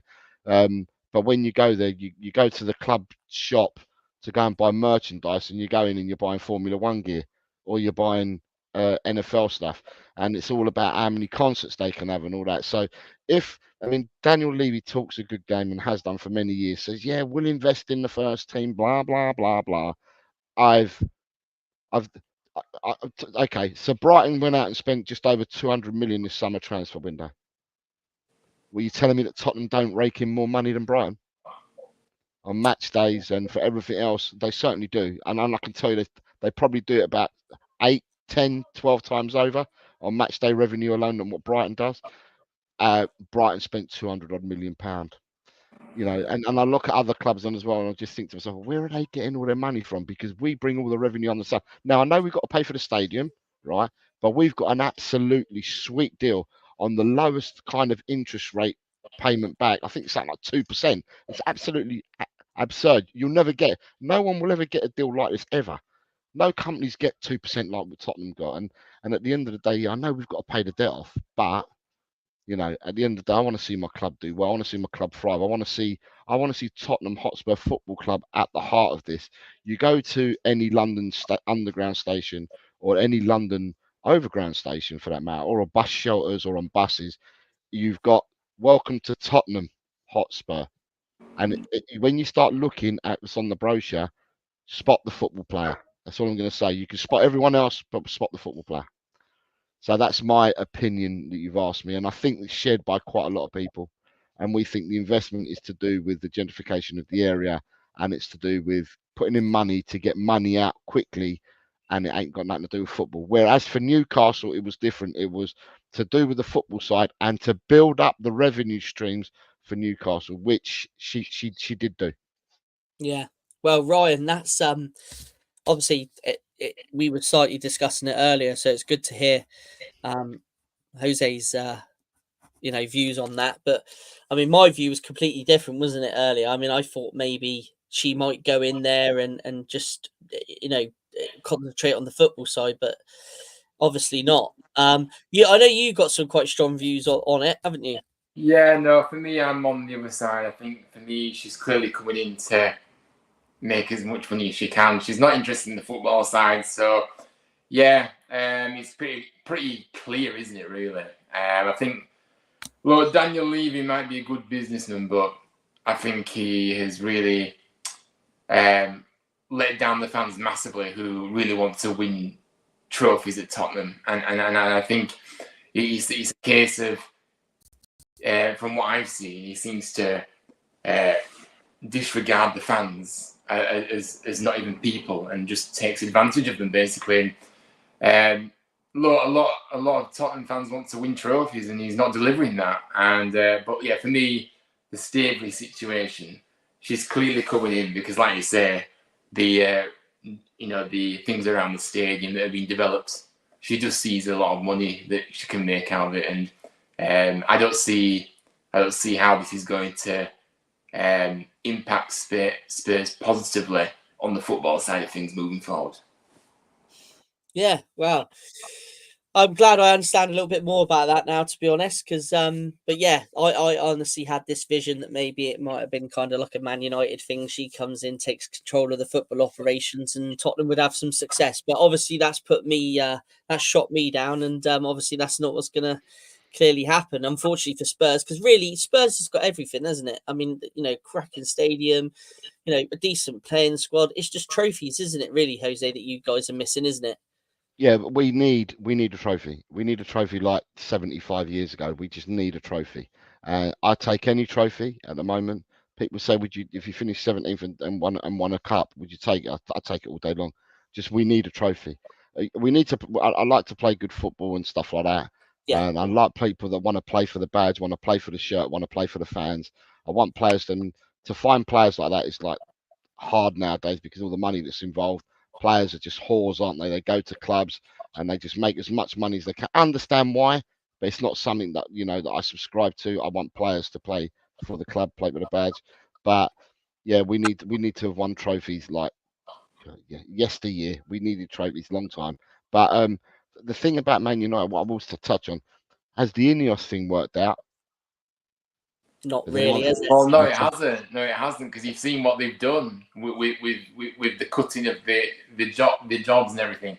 They're clearly not coming in for the football reasons, and they're putting football second. So I agree, the Ineos thing was all PR rubbish, and it's not going to benefit. It's not. They are not going to take Man United back to the top of the football period for me. So it's pretty clear. So yeah, with the players that they've bought as well. Yeah. And the amount of money they spent on the players that they've bought, I'm just like, really? People were trying to tell me at the start of the season that De Ligt and Mazraoui were great signings. They were great players when they played for Ajax back in 2018 for Ten Hag. But since they left Ajax and they've gone to the respective clubs, Mazraoui, you're lucky if he's played 50% of the games in the last 6 years for Bayern Munich. You got De Ligt. De Ligt didn't play 50% of the games when he went to Bayern, and he never played 50% of the games when he went to Juve. They were both injury prone, and I'm just thinking, so you spent all that money on injury prone players. They've bought Xerxes, which Man United players are saying that they don't need Xerxes. They need a striker. They don't need Xerxes. Xerxes is kind of a luxury type player for them. Anthony, another what was he, 85, 90 million on Anthony. Right. No, but the thing is with the Anthony deal is that we knew they knew he wasn't worth that much. But the reality is because of the footballs, the people running the football side of things, the delay of that transfer meant that the price inflated massively. He was never worth that. He was worth half of that, if even less than that, even more than half of that. So I think that's the reason why the price was it is. But I agree, money wasted though still. And Onana, when he came from Italy, everyone was telling me that Onana was this big bad goalkeeper. Onana had one good season at Ajax under Ten Hag when they lost to us in the semi-final of the Champions League. That season, Ajax had a really good side. That side has been broken up. Onana went to Italy, and I said, Onana ain't that great, and he's proven it. Onana's been at Man United for 2 seasons now, and he's just every game that Man United play, you think to yourself, the defenders must be shitting themselves. Oh my God. Close your eyes. You don't know what Onana's going to do next, And at the end of the day, I'm just thinking to myself, if Ineos have come in for the footballing reasons to the club to improve the football at the club, I haven't seen any improvement since Ineos have been there. Is all I'm going to say. So they may as well have just gone and bought Man United. On a bit like Staveley, you might have just gone in and put the money in to get the revenues up, and then just take and go. To me, as I said, you're damned if you do, you're damned if you don't. If you're lucky to get good owners nowadays, the ownerships that used to want football clubs for football clubs and play things and that, they're out the window now. Everyone that buys a football club now wants it for business and business only. Yeah, that's true. Yeah, I agree. That's true. Ange, there's been a few, bits in the press recently. Does he need more time, or is he? I mean, how do you see him doing for the remainder of the season? Right. So this is the one that divides the fan base. Right. And when it divides the fan base, I know of people that didn't rate Ange when we first got him, because he'd come from Celtic and he'd come from the Scottish League, and they'd go out and they'll say to you, the Scottish League is the 14th highest rated league in the world. So it's not in the top 5. What does he know? He doesn't know what he's doing. So straight away, you've got people that didn't want him then, and it doesn't matter what Ange does going forward. They just don't want him. So they're dead against him from the start. And it doesn't matter whether he does well or not. They just don't want him. I am firmly 150% Ange in, right? For me, Ange was given a 4-year contract. The last time any manager was given a contract like that at Tottenham would have been probably Pochettino. Before that, managers didn't get 4-year contracts. They didn't get 3-year contracts. Managers at Tottenham used to get 18 months or get 2 years, and you decide on an extension of a 3rd year for 1 year, right? So there's a 4-year plan, and what I try to say to people in business, and I work for a living, and I'm in business and that, and in business, you have a roadmap, you have a plan that you have. You've got short, mid-term, long-term plans that you're going to implement. So I'm not part of Tottenham, but I would have thought that when they interviewed the chap to bring him in, they've given him a 4-year contract. So they saw something over a roadmap over 4 years. And this is what we're going to do. You're going to be part of this 4 years, and this is what you're going to do this, but we're going to bring this person to do that. This person's going to do that.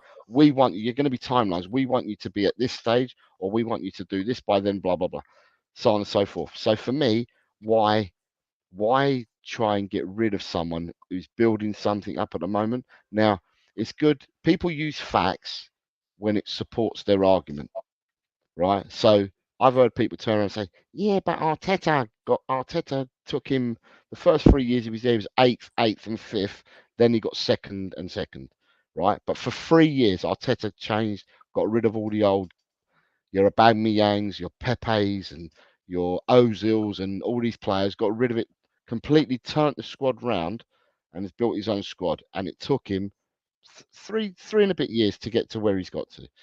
You've got Jurgen Klopp. When Jurgen Klopp came to Tottenham, I remember beating Liverpool 4-1 at Wembley Stadium.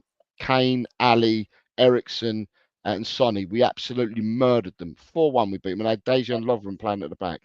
And then as soon as we'd murdered them 4-1, Klopp decided to get rid of certain players and bring in a person called Van Dijk and the person called Alisson to the club. Now, Liverpool started building from there, but it took Liverpool 4 years to win a trophy. And so Klopp was given time. So what's the difference with us? Why are people saying that Ange shouldn't be given time? Ange is in one season and 7 games. Okay, if people are going to use facts against him, they're going to say, yeah, but he's only won 4 games away from home in 14, and he's only done X, Y, and Z. But to me, that's being short-sighted and narrow-minded. At the end of the day, you've got to give if he doesn't improve your club and he doesn't improve the football and that, then you need to look at it. But for now, I'm just like, I'm all behind him.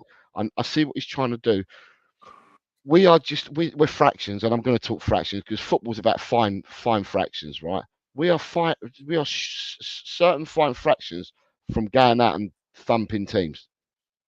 And I'm talking about thumping them. You can finish it if we can finish our dinner, and this is about where we're talking about playing patterns and knowing each other and stuff like that.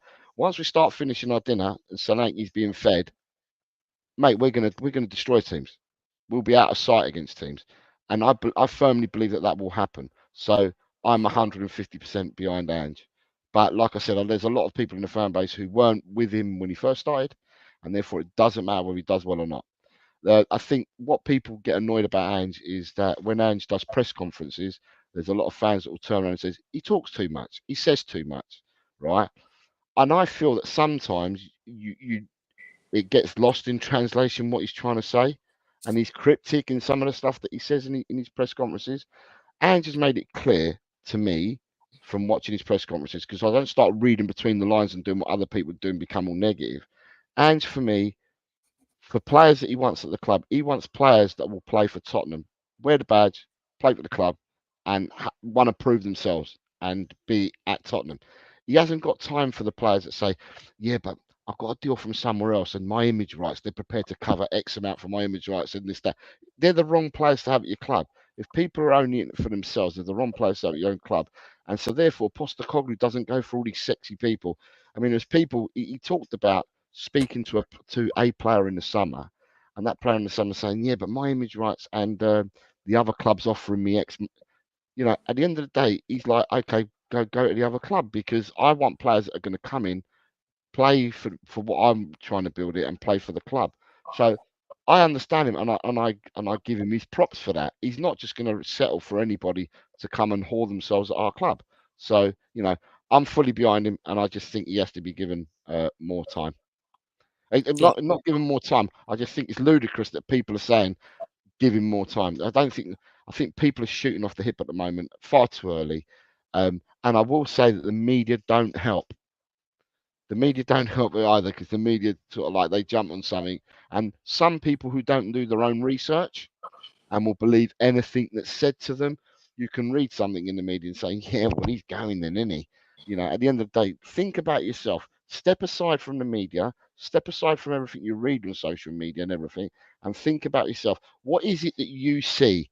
And then you might come up with a different opinion to the one that you currently have, because you're being filled by social media. Yeah. I mean, I think, like you say, work in progress. He's got to build his side. He needs time, and managers just don't get given the time, do they? And I must admit, when he got the job, I thought, is that a big step from Celtic to Spurs? But I think he's done all right job. Obviously, I'm only looking at it from an outsider, but from what I see, okay, the Brighton game wasn't obviously to be 2-0 up and then get picked apart a bit by Brighton, but that can happen to anybody on any day, can't it? Really, in that league. So, yeah, I totally agree with you. I think he just needs to, be given more time, and I reckon he'd probably be a success at Spurs. Yeah, and then the other thing is that with Amanda Staveley, because I can see your all will Amanda Staveley's investment and her love for Eddie Howe make the change. Listen, Howe is no better than Postecoglou. Howe comes in. Howe needs players as well. Yeah, he'd have at the end of the day. Yeah, but the thing is, Howe got given Isak, got given the boy Guimaraes. He got given players. They bought players for him. You know, you've got Anthony Gordon, you've got the Harvey Barnes. Players have been bought for Howe. So there's no different to Ange getting players. You know, at the end of the day, it's not as if Eddie's gone. Eddie did a different job at Bournemouth because Eddie had to do from what he had within, because you didn't have all the pots of money initially. So he had to coach players, and he'd done a really good job at Bournemouth. He's gone to Newcastle. It's a different job. There's more money in the pot for Newcastle to spend, or there has been. You know, so then he can go out and buy, if you like, supposed better players and stuff like that. Now, to me, what's Howe going to do? And I think it's also undermining Ange. If you know, and again, Amanda Staveley hasn't said this. There's nowhere that this been said. This is just the media putting two and two together and coming up with 17. And you know, it's Howe going to Tottenham, and the amount of people, and I will say Spurs channels, that have clickbaited that for their for their thumbnails to draw people in, because we're signing Eddie Howe. And I'm just like, you know, come on, guys. And but the thing is, people get sucked into it. And this is what I'm saying. People on social media, they need to start. I detach myself from social media. I'm quite good. I'm not. I don't get invested in all this stuff, and I'm quite good. And at the end of that, I think for myself, but not just with football, with anything in life. I think for myself. I don't follow the trend and follow everything that people are saying. So, and there's always two sides to a story, which is another thing. In the media, you tend to hear one side and one side only. You don't get to hear the other side. So, but yeah, no, Ange doesn't need more time. Ange should be given more time. And I don't know why we're talking about does he need more time. He's still doing what he needs to do at the club. I've seen an improvement in our matches this season compared to last season, and we went unbeaten for the first 10 games. And we've played 7 games. We've played 7 games this season. Been beaten. We've lost 3 in the league already, all by 1 goal. But we're playing better football, and I can see an identity with us now, which I didn't see when we were unbeaten in the first 10 games last year, if that makes sense. Yeah, I'm totally with you on that. Yeah, totally agree. How do you rate the start to the season? I think we've been playing. I think we haven't got the results that we did. We haven't got the points that we deserve. I think we murdered Newcastle. We should have been 4-0 up at half time against Newcastle. Sorry, against Leicester. Sorry, Leicester. Newcastle as well. We played Newcastle off the park. Newcastle just sat in. Newcastle looked like the away team. We were attacking Newcastle from all angles. And we should have got a result out of that game. The Arsenal game, we weren't as we weren't dominant with the ball in that, but it was like a fag paper. It was just one error. They got the goal. We had a couple of chances before they scored. We didn't take them. They ended up winning that 1-0. And then the Brighton loss. The Brighton loss is like really hard one to take, because as fans, and you're fans of your clubs as well, nobody likes losing. And sometimes it's the manner that you lose in that grates on you after you've lost the game. And obviously, we've also had the international break. If I was at the ground, I would have tried to rip all their heads off of what they did in the second half, because we should have been out of sight anyway. We were only 2-0 up half time. We should have been out of sight. It should have been sayonara, gone, make 5 substitutions at half time in the 45th minute, give other players a chance to play. You're out of sight. You're 4-5-0 up at Brighton. And in the second half, I really don't know what happened. I mean, on my channel, I turned around and said, we had Lasagna Gate with West Ham a few years ago.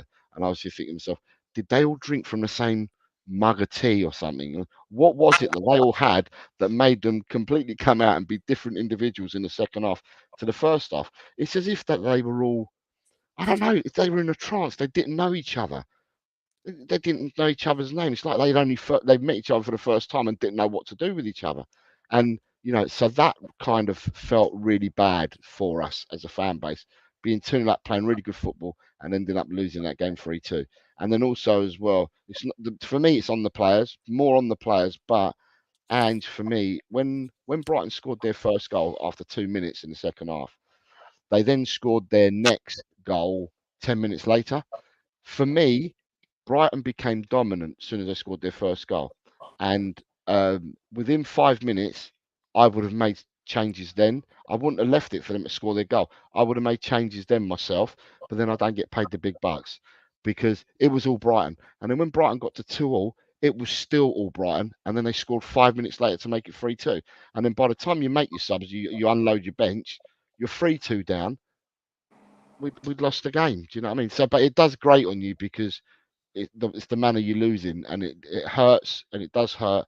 Well, it hurts the fans. I hope it hurts the players, and that they are told as such. But it does hurt us fans, all fans, that is, when you lose. But there's ways of losing. If you'd lost and you played out your skin and stuff like that, you take it on the chin, don't you? God, toss of a coin, we were unlucky today. But there was no unlucky at Brighton in the second half. Brighton were lucky in the first half. We were very lucky in the second half. It wasn't more than what it actually was. Yeah, no, totally agree. I did watch the second half, and I would agree with you there. Spurs were lucky not to, concede some more there. But overall, sorry, with the Europa League and the Carabao Cup, I'll tell you now, the Carabao Cup, I turned around and we were lucky against Coventry. Oh my God, that was the worst Tottenham performance that I'd seen. That I can't remember the last time Tottenham played that badly, and I've been supporting the club for nearly 50 years, and it's I can't remember the last time we played as bad. It was probably under Christian Gross or someone like that. But I couldn't tell you the exact game. And look, we got lucky, right? We got lucky in that game. How we're through, I don't care. I said on my stream, we're through to the next round. We're in the next round. We're in the hat for the next round, and I don't care as long as we're there. There's a lot of variables in winning the trophy, and all we need is home ties all the way through. Just get drawn at home, and I don't care if it's Manchester City. That was the first words that come out of my mouth. And who did we draw? Man City. So we've got Man City. So yeah, I think we've got to take it serious against Man City. Yeah. I don't think Pep's got the Carabao Cup as his first target this year.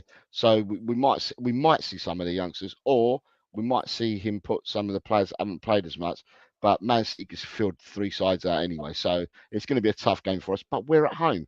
The Europa League, we got AZ Alkmaar on Thursday. I fully expect us to beat AZ Alkmaar. And for me, what I've said on my shows is just get the 3 points. I don't care if we win 1-0. Just get 3 points in the bag. Qualify in the top 8 of the Europa League so you don't have to play the extra 2 games. Because I feel that our squad's thin still. I think that we haven't got a big enough squad. And for me, we could do without having the extra games. So just get 3 points on the board, even if it's 1-0, qualify in the top 8, and then you can worry about beefing up your squad in January. And that's for the Emirates FA Cup. Again, it's another trophy like all the others. There's a lot of variables. It depends on players that you've got fit, on selections that you make, what players' mentalities are like on the day of the game, what the weather's like, who the referee is.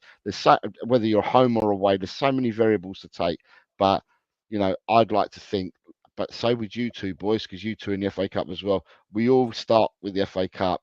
Whatever round we start in, we all start with the FA Cup wanting to win it. And I'm no different to you guys.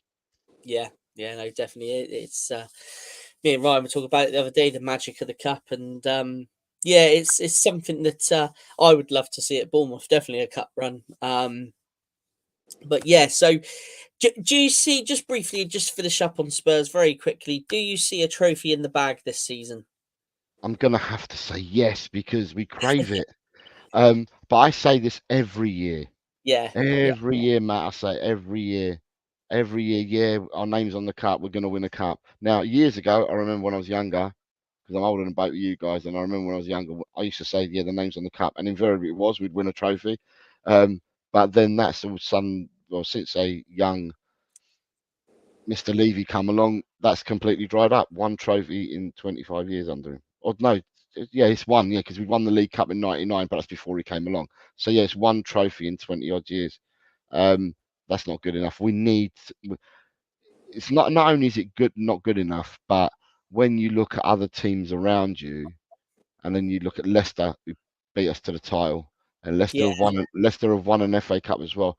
Pompey have won an FA Cup as well since Levy's been there, and the list goes on. There's other teams that have won as well, and they've only won the 1 trophy, but that's 1 trophy more than what we've won. And this is teams that you would say for the size of club, probably people are going to say that they're smaller than Tottenham, and they've gone and done it. So at the end of the day, it's shocking the returns we've had, but I'm going to say yes, we can win a trophy. Like I said, there's a lot of luck, there's a lot of variables, but I'm going to say yes. The one that I want to win is the Europa League, because the Europa League gets you into the Champions League. Yeah.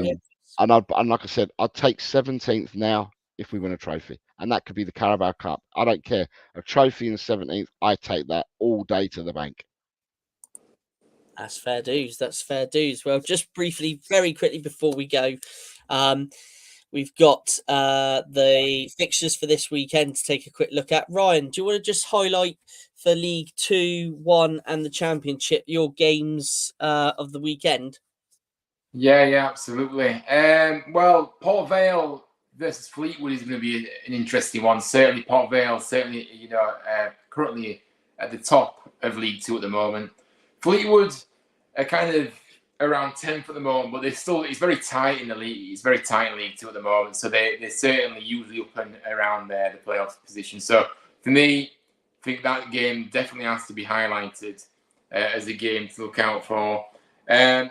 Another game, Doncaster as well, who will be taking on Swindon Town. Yeah, so Doncaster obviously second, so they're definitely that game. Notts County third, so Notts County as well. I think that'll be an interesting game. So yeah, there's a few for you there. League 1. Oh yeah, where we are. So yeah. Oh yeah, the mighty Huddersfield. There they are. Yeah, there we are. No, for me, I think certainly obviously Birmingham playing Birmingham game definitely against Lincoln, who Lincoln have done very well, by the way, so far, currently in 5th place at the moment, and yeah, they're doing very well, so that'll be a really good game for me. I'm going to be biased and say Huddersfield game as well. We've got to do that, haven't we?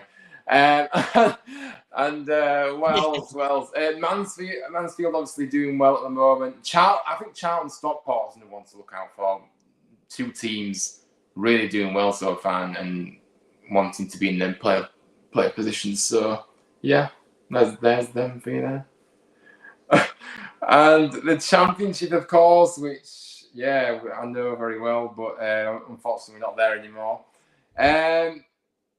Well, Sunderland, for me, obviously, currently lead the way. So, definitely the Sunderland game. Sunday at 3 o'clock, that one, I believe. Yeah. Wait, I'm not very good at this, am I? Sheffield Wednesday, Burnley. One to look out for. Burnley, of course, doing well. Watford v Luton, I think, is going to be a good game. I think Watford have started the season very well. They're in 6th place at the moment, so it won't be easy for Luton. But yeah, there's a few games for you. I'm not really good at this. I need to be better prepared next time for this. Anyway, there we are.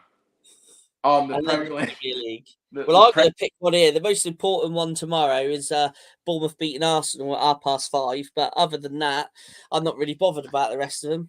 And how do you see that game going, Matt?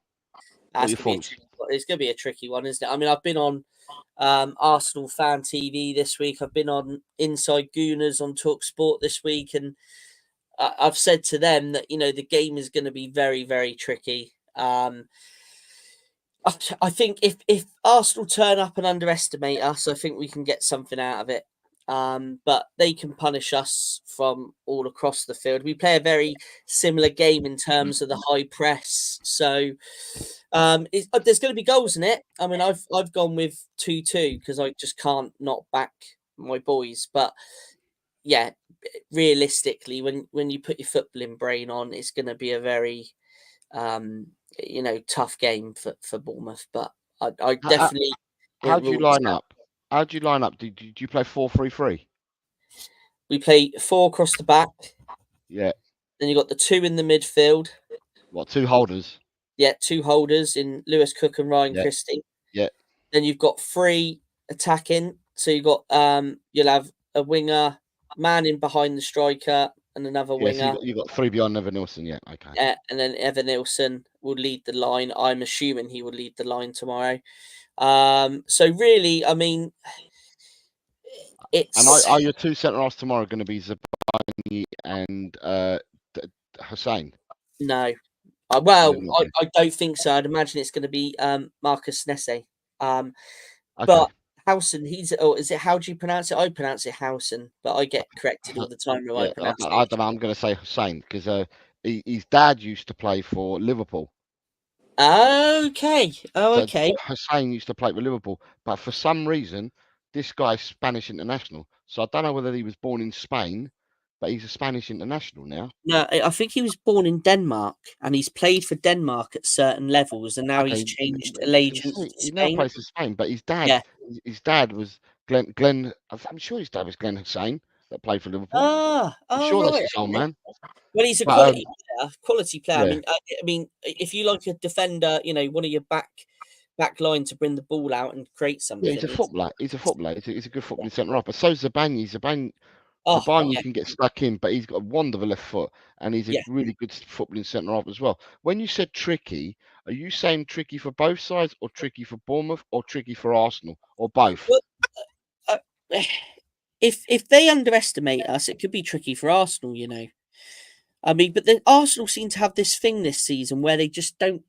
They just don't know how to lose, if that kind of makes sense. They always seem to grind something out, don't they? At some point, I mean, I know they were struggling against Leicester City, but still managed to get a result. They struggled against Brighton. They weren't just Leicester City. They struggled against Wolves or someone like that as well. They struggled in a fair few games this season. Yeah, and it's basically the opponent not finishing their dinner that this stopped is them the from problem with winning us, games. and that's what I said on I think it was on Inside Gooners. I said, we've got to be clinical, to get anything out of the game, because I mean, if you saw us play against Leicester, I mean, we weren't clinical in front of goal. And if we have a performance like that, we did everything else apart from, get shots on targets. And, it's kind of, we get into that final third of the field and can't really create anything. So if we struggle like that, then it's going to be a difficult game for us. But, I've got every belief. What do you trust more? Do you trust more do you stronger defensively or stronger attacking wise? Stronger attacking. Stronger attacking. So your defense is not that strong then?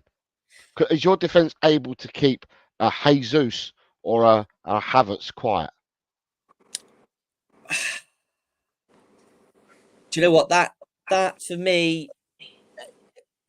yeah, they can do for the majority of the game, but there's always just that little bit of lacking concentration that you let a quality player slip in and that's it. They can punish you. I mean, Because in the air as well. yeah.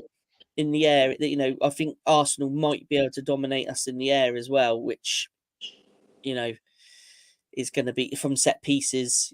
Balls into the box, they might be able to dominate us. I mean, even their defenders, Saliba, is it? Yeah, and Gabriel. I mean, he scored a worldie against us last year. Gabriel, another one, who can, punish you from a set piece. So, yeah, we've got to be on our best defensively, but I think, with Bournemouth, sometimes, we're set up in some respects to concede, if that kind of makes sense. Because, Yeah. we, I mean, I'm not worried about when we go 1-0 down, because I always think there's a goal in us to claw something out. So, yeah, be an interesting one. But I mean, when you play the top six, like you guys, for example, as well, it's always a case if you get a point off them, then it's a good point on the tally at the end of the season. Is the way I see it. But yeah, can I just ask Ryan a quick question? Yeah, you go ahead. Yeah, you carry on. When you play in the FA Cup, you're away to Tamworth. Yeah. Right. Will Huddersfield put out their first team, or will he make changes for the Tamworth game?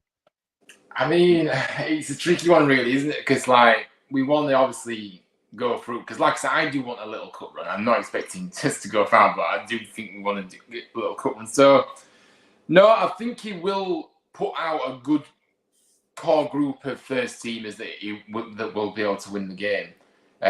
He might put a few youngsters in there, but yeah, more or less, I think we should go strong because it's another competition. And I think I love the FA Cup. I think it's a great traditional tournament, isn't it? And so yeah, no, I think we will take this one.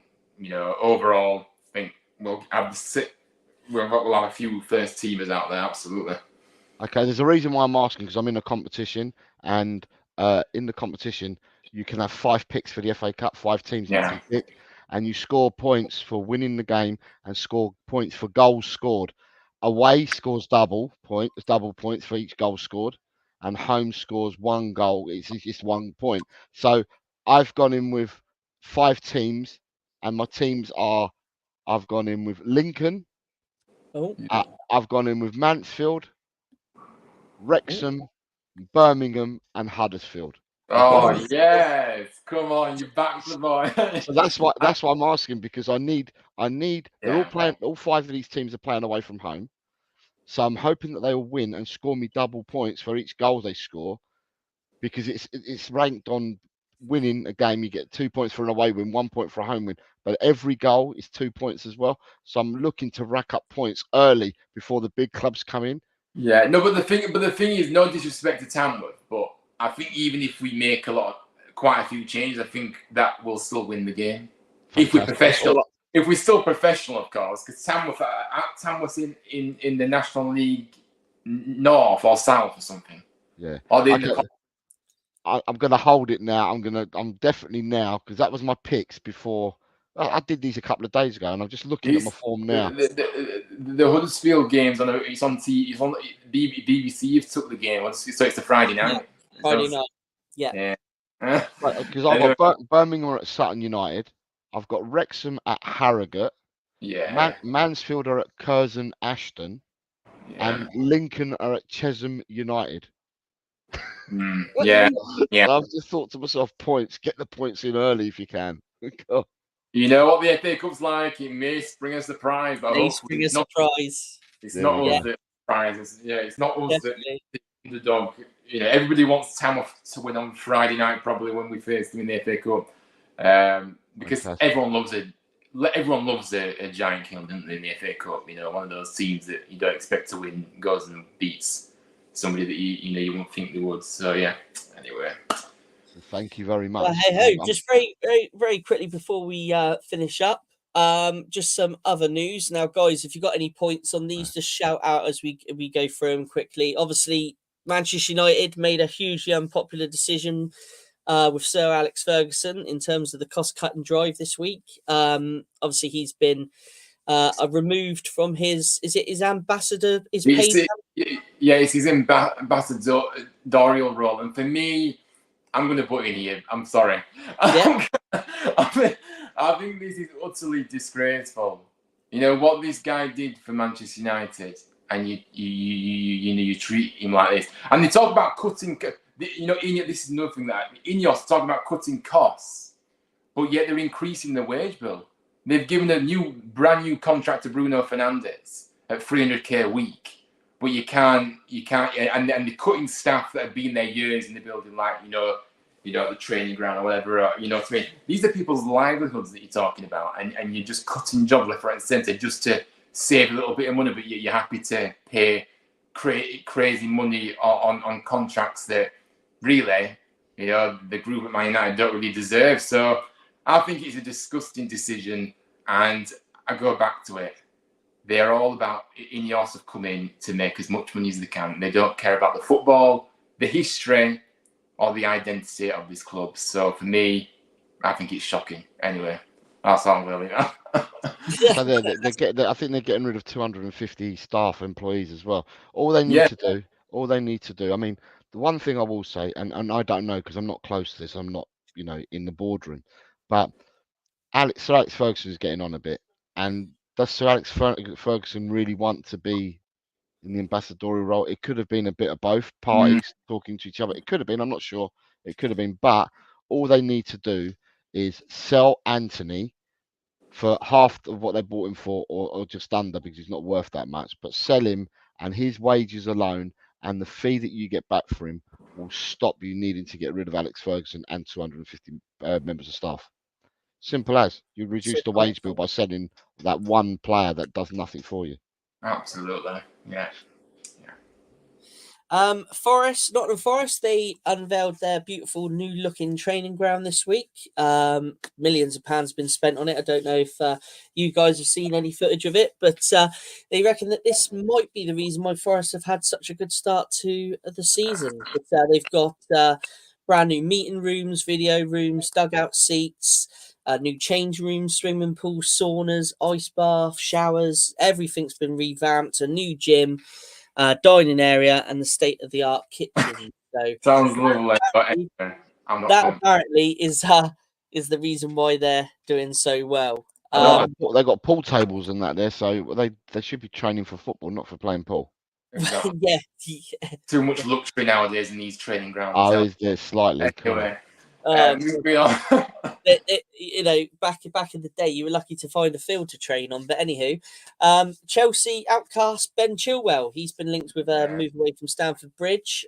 Napoli, they signed Billy Gilmore from Chelsea earlier on this season. Yeah. They're interested in him. They're expecting to complete the deal in January.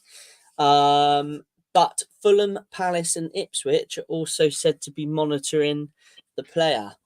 So that'd be interesting to see how that one. Yeah, what's interesting for me on that is Conte's the manager there now. And when he was Tottenham's manager, a lot of people said he's a win now manager, but he wants you to buy the £100 million players in order to go and win. You know, he wanted the Bastonis of this world and players like that.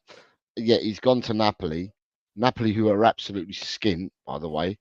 Yeah, okay, they've offloaded the striker who I think is shockingly bad, that Osimhen. They've unloaded him on loan to Gala, to Gala, and they've brought in Lukaku as a replacement for him. But they didn't have to pay much for Lukaku from Chelsea. Then they've gone and got McTominay for dirt cheap. They've got Billy Gilmore for dirt cheap. Who sits top of the Italian league at the moment? Napoli. Napoli are clear by loads of points in the really? Top. Yeah, and they've bought. If you want, they've been shopping in Lidl to buy their players. That's what they've been doing. And everyone was saying Conte is we need to shop at Marks and Sparks and stuff like that. But he's been shopping at Lidl's, and it just shows you what a coach can do. He's bought these players in. McTominay starts. Gilmore's coming off the bench very late in games at the moment. But yeah, they're top in the league. And you know, if at the end of the day, if he wants Ben Chilwell, then I ain't going to argue with the man because the man's doing well in Italy. So yeah. Well, I didn't realise they were top of the league, but yeah. EFL news. So obviously, recently the managers of the month and players of the month have been announced, which you can all see there. Any that really sort of stand out, Ryan, on that lot? I've been impressed, especially with Steve Bruce, because Steve Bruce has been out of the game for a few years now, and obviously he went into Blackpool, and he really did. You know, he did really get the manager bounce that Blackpool Football Club are wanting. And yeah, I think it's great to have him back in the game, to be fair, and he's doing very well for himself. So yeah, it's big up to him. But I'm surprised Darren Moore's on that list, especially the nightmare we had with him at Huddersfield. But anyway, he's doing well for Wales in League Two, so fair play to him. Chris Wilder always, for me, Chris Wilder is always a good Championship manager. But when he gets to the Premier League, he just gets found out too much. So it's no surprise for me, Sheffield United did start the season well as well. But yeah, I think I've gone through everyone there, to be fair. You've also got a League One Player of the Month there, Poku, who is a very talented player at Peterborough, full of pace, skill, and is really started the season well, scoring lots of goals. So it doesn't surprise me to see him in there. But yeah, a nice bunch of contenders, and I would like to wish my congratulations to all of them. But it's about doing it for the full season. Can you get your clubs to the promotion land? Of course. Anyway, I'm waffling. Moving on. So when did they win? Are they for September? That's for What's the date now? I was going to say, because we're in the middle of October, so that's September. Yeah, okay, September. Well, the curse has come to Chris Wilder then, because they got beat by Leeds 2-0 tonight. Yes, that normally happens, doesn't it, with the old manager of the month? Yeah. Yes, yeah. Jack Wilshere set to leave Arsenal's under-18s role as manager to take up first-team coach role at Norwich City. The deal won't be completed before Norwich's game this weekend, but looks set to be completed in time for their following game next week. But he looks set to move on from his role at Arsenal, which I'm sure is a good challenge for him. Talk about Ronaldo going to Wrexham, but ex-Match of the Day pundit Mark Lawrenson has said that anything's possible in football, but even Cristiano playing for Wrexham, I would say it's highly improbable. He's more likely to purchase the club than sign for them in my eyes. So I don't know. Can anyone see Ronaldo one day drop into League One standards? Absolutely not. And this media hype of Wrexham needs to stop. I'm not interested in it, guys. It's not a fairy tale. They've got lots of money behind them, and that's why they've been able to climb the ladder.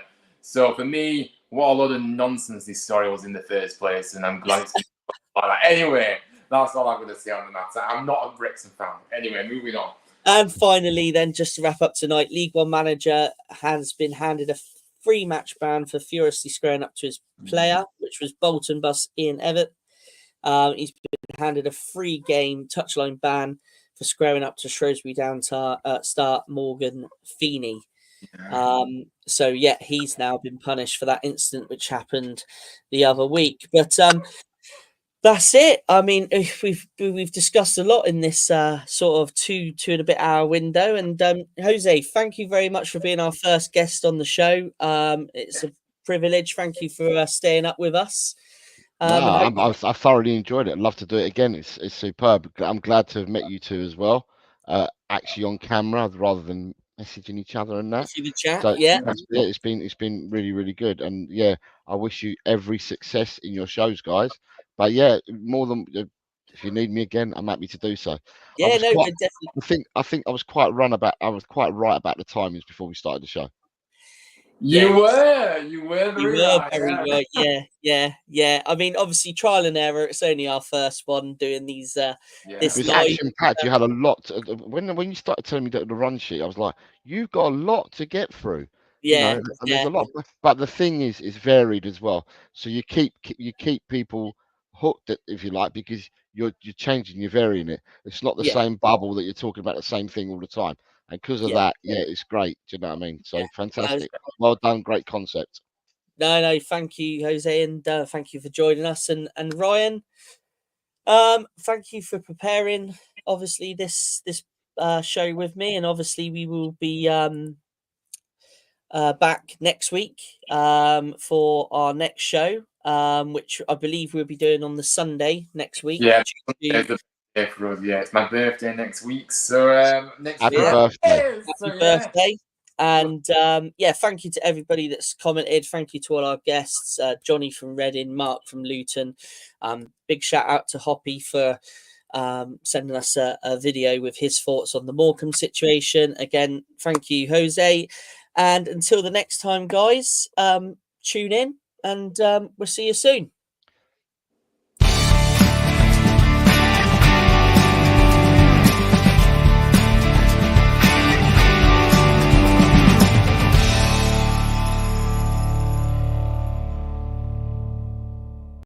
TalkSport Fan Network. The ultimate on-demand destination for the UK's best fan-led football podcasts. Want authentic supporter insight on all things Bournemouth? Follow Up the Cherries in all departments on the TalkSport Fan Network. Club-dedicated content created by the fans, for the fans. Search TalkSport Fan Network.